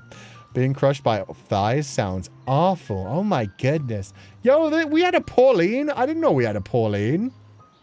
Don't lie, Pauline. I know you're kind of into Yukimasa, so you like them like toxic and masculine, but let's be honest. You worked at a convent. There's no way you didn't at some point think about the other nuns. Don't lie to me. I've talked to people that go to Catholic school. We know how this ends. Your speaking affects how I write English. Oh no, that's even worse. And actually getting high scores at school. I'm surprised by that one. I would think it would make you much worse, if nothing else. I actually have a story I just remembered. In my parish center, we were expecting a christening candle that was supposed to come Wednesday. This was Thursday, and the woman of the sister cakes to see... Cakes? That doesn't fit. You know, someone pointed out at work that I do those thinking noises now too. I should stop watching this man so much. Good, it's infectious. And no, it's fun little noises. It's fun. No, I'm not. Mr. Sir, please stop teasing me. You're so British it hurts. Sorry if that's not your accent. Yeah, no, I'm British. It doesn't hurt. How dare. I'm not even as British as, like, Zanny. I can't believe Zanny brought back, Oh My Days. Oh My Days is something I hadn't heard since the fucking 90s. And he's, well, I guess he's very old, actually. He is an incubus. But still, it was weird to hear that after so long. That was like serious 90s British slang. Sometimes I enjoy being nonverbal and making noises at my fellow neurodivergent friends. We just sit on the couch and make noises like, me. Yeah. Sometimes that's the best kind of relationship, is just making silly noises and making each other giggle. A lot of people say I sound like a cat, but exactly. Thank you. I knew it. Indonesian is just a land of cat people. I've said this before. There's too many nyas in that language. How dare. That's your voice that I keep thinking. How dare does come up a couple of times. Been saying how dare so much, even Bestie picked it up. Yay, even better. It's a good response to things, because it's so versatile as well. It could be like a serious like how dare, or it could be more of like a how dare. Like it could be like flirtatious, it could be suggestive, it could be aggressive, it can be more of like a oh yeah, obviously, but at the same time you didn't have to say it out loud. How dare. Indonesia. Oh, true. It has the NY in it as well.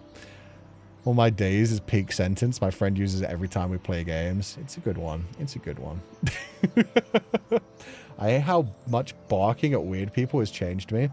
You bark at weird people? That sounds like a you problem. That one, I think that one's way more common though. Picked up how dare as well. Good. Good. Welcome. We watch you so much, you've infiltrated our speech, as it should be. With that said, we are going to head out for the day. I'm going to go relax. I'm going to walk my dog. In fact, I'll give you guys some puppy time first. Hey, Duke. Come on, boy. Oh my God, you don't want to come out of gay baby jail? Come on. Come on. Come on. Hey, up. Come on. Are you staying in gay baby jail? There we go. Yeah. Oh, you tired now, buddy? Oh, that's okay, buddy. Hi. Oh my gosh. You smell like kibbles. Hi. You're going to say hi to the Pupals? Okay, you can just lick my face. Oh, you got me in the mouth. Ah. Hi, buddy. How was your time in the jail? Oh my gosh, what you doing? You're not going to even sniff the microphone. You too used to it? Okay. Oh, I love you too. I love you too. Okay. Here, I'll put you in bed for now. That's a good boy. Wee. He like leapt onto my bed. Oh my God. I can hear him giving kisses. Yeah, he's not very quiet about it. Oh man, he used to always like sniff the microphone as soon as he got close to it, but he was just like, nah, I'm used to this. This is fine. And the Duke, Life of Pets, yeah, he got to show up and have a little fun. Claudines, thank you so much for donating the flowers. I had a discussion with Zanny, him insisting I must like British men, and he also named you as an example. It's all wrong. All wrong. It's not the Britishness I like. Nah, I believe you. I believe you. But thank you for donating the flowers, and I hope you're having a lovely day. He's just trying to call you out on it. Just tell him no, it's just how wonderful you are. Curl up next to Sensei. Duke gets the happy cuddles. Yeah. Aww. He really likes my bed. It's a shame he's not allowed on it most of the time. He literally only gets on my bed between taking him in and out of gay baby jail. The mic is not edible, not interesting enough. I'm not edible either, and yet he tries to eat me. Whitehead girl, this is so cute. It made me feel I can conquer this week and healed my soul. Oh, I'm glad to hear that. I hope you have a wonderful time. Totally not Morgana. Have a lovely day, and thank you so much for being here. Because it's full of scent. Are you saying my breath stinks? Oh my God. How's the grass, Sensei? It's nice. It's comfortable. I'm going to just check Streamlabs before we head out, and then we'll disappear. Technically, you are edible. I guess anything's edible if you try hard enough. I would rather him not consider me edible, though. That would be preferable. Sensei, are we getting the schedule? No, I talked about that at the beginning of stream. So this week, today was a very short stream because my back isn't feeling the best, so I'm going to relax it. I'm going to head off and go chill and be comfy. But yeah, for the rest of the week, we are going to see. Probably just the same 2 games as last week, and we have to do something short on Saturday. So yeah, it'll probably be Wednesday's off. Thursday. It'll probably be Thursday, Day of the Driver, and Friday, Expedition 33. And then Saturday, were we saying GeoGuessr? It might be GeoGuessr, it might be something else. It'll be something short, because Duke's gonna be going to get his first ever grooming. He's going to be getting his first ever grooming, and he's going to be having his first ever puppy playtime. And tomorrow he actually gets a free pup cup. They have pumpkin flavored pup cups that they're giving away for free. So he's going to have his first ever doggy dog ice cream. Like I always call, like, when I make him a Kong thing with peanut butter, a pup cup. But yeah, he's going to have his first proper, like, actual pup cup. Pumpkin is full-time, baby? It shouldn't be, man. It shouldn't be. It feels wrong. It's crazy that we've only got a week left of August. Spoiled little man? Hell yeah. Pup cup, the memories of my doggo? Yeah, it's going to be my... In fact, yeah, Bear never got a pup cup. This is going to be my first dog having a pup cup. Is Duke going to be a pumpkin spice boy? We're going to find out. Isn't he getting shots tomorrow too? Yeah. So that'll be a nice reward. He's getting his shots early on in the day, and then they're giving out free pop cups at not the bakery, but a different pet store nearby. This is one of the best things about living in a city. I hate all the people, but I love how many things there are to do. I feel like he probably just likes you and licks your face as a way of showing affection. That, or he's trying to steal my food. He knows that's where my food goes, and he's trying to find it. He's like, where did you put it? Where did it go? I know it went in there. I hope you and Duke have lots of fun together. It's going to be a good week, because, yeah, he's getting his final shots tomorrow. He's getting a free pup cup tomorrow. And then on Saturday, he's getting his first ever grooming and his first ever puppy playtime. And then from Saturday onwards, he's allowed to go anywhere. He's fully vaccinated, so I no longer have to carry him. Thank freaking God. It was fine back when he weighed like 10 pounds. Now that he weighs about 25 pounds, it's been hard carrying him in one arm while doing other things with another arm. Oh, God. Sadly true, but still love my mountain forest. You can't drag me away from my element. Yeah, I feel you. Schedule sounds like he has a spa day and everything. He deserves it, though.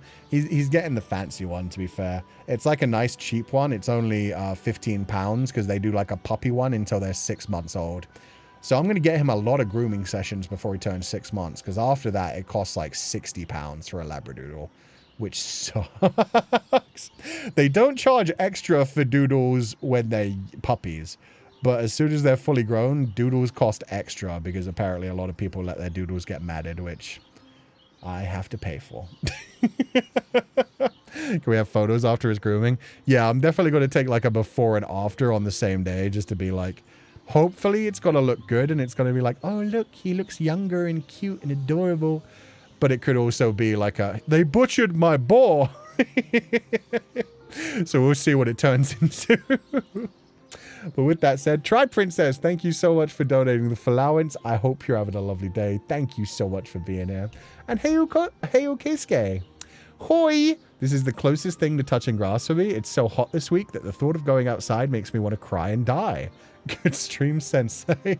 Thank you very much, Keisuke. I hope you're having a lovely day. And yeah, I hope you stay nice and cool. If you're allowed air conditioning where you are, please do, yeah, stay inside, take care of yourself in the shade, and I hope you have a lovely time. Thank you so much. Give the puppy a bowl cut. If they give my puppy a bowl cut, we're gonna have fights. I like his hair the way it is now, where it's a bit wavy, but I can see it might like need to, like, the bits around his eyes maybe need to be a bit trimmed because they do hang down in his eyes, and it's not like blinding him or anything, but I imagine it's not super comfy. But yeah. Yeah. We'll see what they do to him. Basically, I'm going to let them do whatever they normally do to doodles. And then we'll see for next time. If I end up hating it, next time I'm going to be like, just give it a slight trim. Don't ruin him. just imagine if they give him the lion thing where everything is short except for the feet, the tail, and the head. Can recommend cold foot baths for heat. Oh, that's a really good way to cool down because, yeah, your feet feel that temperature change a lot. The lion cut? Yeah, no. Fuck that shit. My Pupal plushie got delivered. Yo, that's awesome, Tales of Jengi. I hope you're having a lovely time. And, yeah, I hope you take lots of fun pictures with him. I have a question. If we change the background to bed sheets and Sensei is naked but nothing explicitly is shown, would that pass on YouTube's review? It would. It would. It would probably be the same thing as the onsen stream where they demonetize me. But yeah, if somebody draws me a bed background, I can totally put myself on a bed. That would be absolutely fine. I could do a nice quiet whispering ASMR. I was thinking of doing like a sleeping stream at some point. I'm just not sure if anybody would be around for like well, not sleeping, like a bedtime stream, like getting ready for bed, mumbling. Because my microphone can go all the way to my bed. So I could just be like comfy chatting in bed, rustling the bed sheets, stuff like that. Nice additional sleep aid. It's been fun. We should ditch class more. I'm glad you enjoyed it, Small Fox. Thank you so much for donating the flowers. And yeah, I'm glad you enjoyed ditching class together. It's been a nice, relaxing time. Sensei read bedtime stories. Well, we've got one bedtime story eventually. But yeah, I'm not sure if there are any like free use bedtime stories that we could do. Maybe someday. That would be a different one from the laying in bed one, though. So someone doing a giraffe spots on puppies? Oh, no. Doodles are cute when they have a little fluff on them. Yeah, I think they're best when they have, like, the little curl to their fur starting to come in. Looking forward to the potential storms on Wednesday. Oh, shit. Be careful. Wherever that is, yeah, look after yourself. Dave the Diver is our bedtime story. Go to sleep. Go to sleep. Go the fuck to sleep. Aggressively, like more aggressive as it goes on. Oh, Sensei stream is a bedtime stream for me. Good. As long as you feel comfy, that's all that matters. Background could be bed and you can have a pajama toggle thing. Don't really have one though. What if you actually fell asleep? Then it will turn into a very long stream. To be fair, I normally only sleep for like 3.5 to 4 hours and wake up, so... God, you guys would hear me snoring, though. That would be bad. Stream has been extremely calming, especially since I had a hectic and draining week, so thank you, Sensei. No problem. I'm glad you enjoyed it, and thank you so much for being here. It's bound to be loads of public domain bedtime stories. You could read the German ones. Guten Nacht. I don't know, man. I feel like most German just sounds aggressive. Even if it's not actually saying anything aggressive, it just sounds aggressive. Good news. Sensei reads you a bedtime story. Bad news. It's a horror story. All my bedtime stories are horror stories. Why shouldn't they be? What we could do is read Go the Fuck to Sleep. Let me see if you can find that online. Go the fuck to sleep. Do they have the full thing?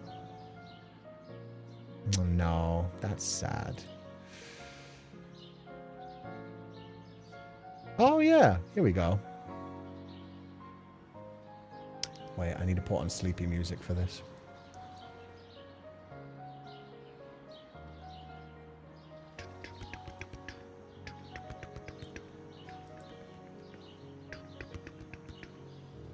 There it is.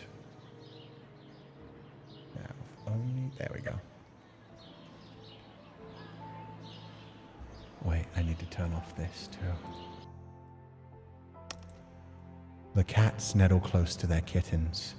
The lambs have laid down with the sheep. You're cozy and warm in your bed, my dear. Please, go the fuck to sleep. The windows are dark in the town, child. The whales huddle down in the deep. I'll read you one very last book if you swear. You'll go the fuck to sleep. The eagles who soar through the sky are at rest, and the creatures who crawl, run, and creep. I know you're not thirsty. That's bullshit. Stop lying. Lie the fuck down, my darling, and sleep. The wind whispers soft through the grass, hun. The field mice, they make not a peep. It's been 38 minutes already. Jesus Christ, what the fuck? Go to sleep. All the kids from daycare are in dreamland. The froggy has made his last leap. Hell no, you can't go to the bathroom. You know where you can go? The fuck to sleep. The owls fly forth from the treetops. Through the air they soar and they sweep. The hot, crimson rage fills my heart, my love. For real, shut the fuck up and sleep. The cubs and the lions are snoring, wrapped in a big snuggly heap. How come you can do all this other great shit, but you can't lie the fuck down and sleep? The seeds slumber beneath the earth now, and the crops that the farmers will reap. No more questions. The interview's over. I've got 2 words for you, kid. Fucking sleep! The tiger reclines in the Siberian jungle. The sparrow has silenced her cheep. Fuck your stuffed bear. I ain't getting you shit. Close your eyes, cut the crap, sleep. It keeps going. It just keeps going. Oh my god. Wait, no, okay, this is actually great. This is my favorite book ever. It's only got like 5 more. Flowers doze low in the meadows, and high on the mountain so steep. My life is a failure. I'm a shitty ass parent. Stop fucking with me, please, and sleep. The giant pangolins of Madagascar are snoozing as I lie here and openly weep. Sure, fine, whatever. I'll bring you some milk. Who the fuck cares? You're not gonna sleep. This room is all I can remember. The furniture crappy and cheap. You win, you escape, you run down the hall as I nod the fuck off and sleep. Bleary and dazed I awaken to find your eyes shut, so I keep my fingers crossed tight as I tiptoe away and pray that you're fucking asleep. We're finally watching our movie. Popcorn's in the microwave. Beep. Oh shit, you god damn it, you've got to be kidding, that woke you up? Get the fuck back to sleep! So that's what it feels like to be a parent, I guess. The glass of wine is full to the brim. Gets better and better. I love how it has an actual story arc. You think it's just like, oh, cute little silly things and then some swearing. But then it's actually like a parent on the last tethers of sanity doing their best. Even Sensei's snoring sounds cute. Aw, thank you, Cloudines. Crying I can't. You know, I'm going to clip this and use it as my alarm clock for my bedtime. You're welcome. Wine, I'm jumping to whiskey. Hell yeah. Hey, Roy! Yeah, no, whiskey will knock you out better. You can give some to the baby. What's the name of this story? It's literally called Go the Fuck to Sleep. It's a children's book that, you know, you don't actually read to your child. You just kind of quote with your other parent friends and just be like, yeah, he gets it. It's easier if you just leave the kid in a dark room, they cry themselves to sleep. I don't know. I'm not a child person. That's fair, Maria. Honestly, if you just build their room in a way that it has padded walls, much like an asylum, you never have to think about your child. You just throw them in there and lock the door. This is a book Samuel L. Jackson read in a YouTube video. Yeah, there is a version of Samuel L. Jackson reading it. It's not written by Samuel L. Jackson, though. It's written by Adam Mansbach. So yeah, Adam Mansbach read the book, wrote the book. But yeah, there is a video of Samuel L. Jackson reading it. Story is not child-friendly. What would you know, Mel? You had a strange childhood anyway. Padded rooms have other uses than asylums. Tell me more. PSA, do not give whiskey to baby, please. Obviously. Obviously. And don't throw them in padded rooms and lock the door. Neither one is a good idea. Wall sex? You don't need a padded wall for that. You want, like, the marks left in your back anyway. You maybe just want, like, a slight bit of push. A bed frame is honestly pretty good because they normally have some, like, plushness to them. And that makes sense if it was Samuel L. Jackson. True. True. Adam what back? Adam Mansbach. It's literally Mansbach. Oh my god. Never read Levar read to the achievement hunters? Oh, that's cute. I thought you were reading a normal book and improvising. No, that's an awesome book. It's more comfortable, Sensei. I'm old and I have a bad back. If you have a bad back, you probably shouldn't be getting fucked against a wall either, to be fair. Thought you'd understand. I do understand. I just like to dream. It's just, yeah, no, if you have a bad back, you probably don't want to be lifted up in that kind of position anyway. This is what I do when I can't sleep. Tie my legs and arms up. I'm sorry, what? This is what I do when I can't sleep. Tying my legs and arms up with whips. And I pack myself in a blanket. Okay. That's... As long as you're comfy, that's what matters. Oh shit, also, Roy, congratulations on the game release. Also, we were talking about it earlier today. So yeah, congratulations on the new release game. You do you, I know, right? With whips specifically. I said, no clue what I walked into. Technically, I was supposed to leave 5 minutes ago. Aww. Guys, Duke is all curled up with my little, like, hug pillow. In fact, he is in heaven right now. He is on top of a combination of my cooling blanket, my pillow, my thigh pick, and Feli pillow pillow. We need a picture. Let me see if I can get one that doesn't show you outside my window, which unfortunately would show you exact. Oh, he moved. Hi, buddy. Okay, no picture. You heard me talking about him. By the time I turned back around, he's just right next to me, right behind me on the bed. Sorry. Anyway, YouTube's kept you hidden from me, but I'm happy to announce I passed my A-levels. Congratulations! I hope everything continues to go well in the future.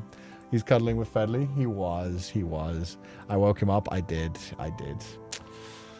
It is what it is. It is what it is. Oh, God. Anyway, we're going to head out for the day. Thank you guys so much for being here. I'm going to go take my dog for a walk and, yeah, chill with him. I hope you guys all have a lovely evening. As always, burn bright, my pupils, and I will catch you guys next time. Bye-bye!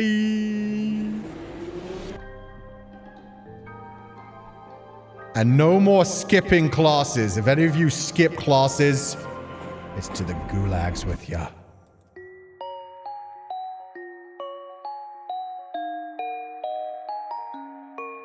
Or better yet, I'll give you the most horrifying thing possible. I will make you witness the Kuchan booty. Nobody recovers from the Kuchan booty. It was your idea. I didn't tell you guys shit. You can't blame me. Haha! We've come such a long way together. Walked the roads and saw the days go by before we had a chance to find a separate meaning. But I kept searching for a place,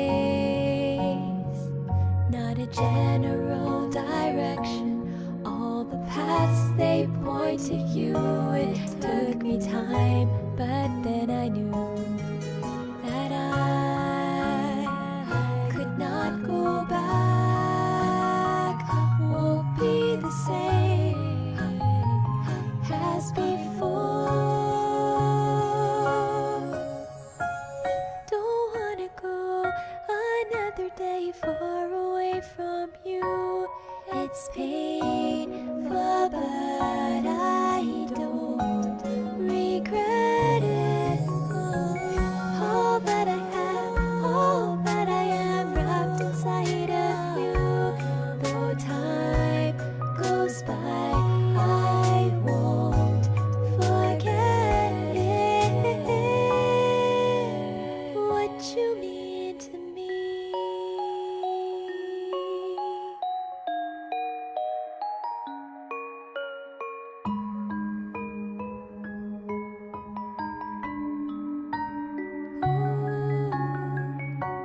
If I rest my head upon your shoulder, let the tears fall down and hide away inside your open arms, to stay like this forever,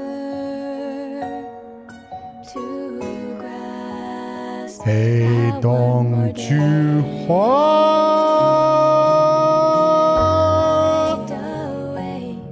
To go beyond the unknown, let it all just fade away until there's nothing more to say. That I'm not holding back, just falling down to be where you are. Don't wanna go another day far away from you. It's painful, but I don't regret it. All that I have, all that I am, wrapped inside of you. Though time goes by, I won't forget it. 10 out of 10, Maria. 10 out of 10. Never change. What you mean to me. On the road I don't wanna go alone. No, changing whether we stay so warm. Is it really true? Then again, you always knew.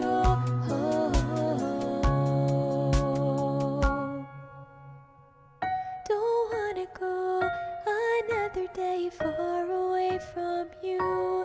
It's painful, but I don't regret it. All that I have, all that I am, wrapped inside of you. Though time goes by, I won't forget it. What you mean to me.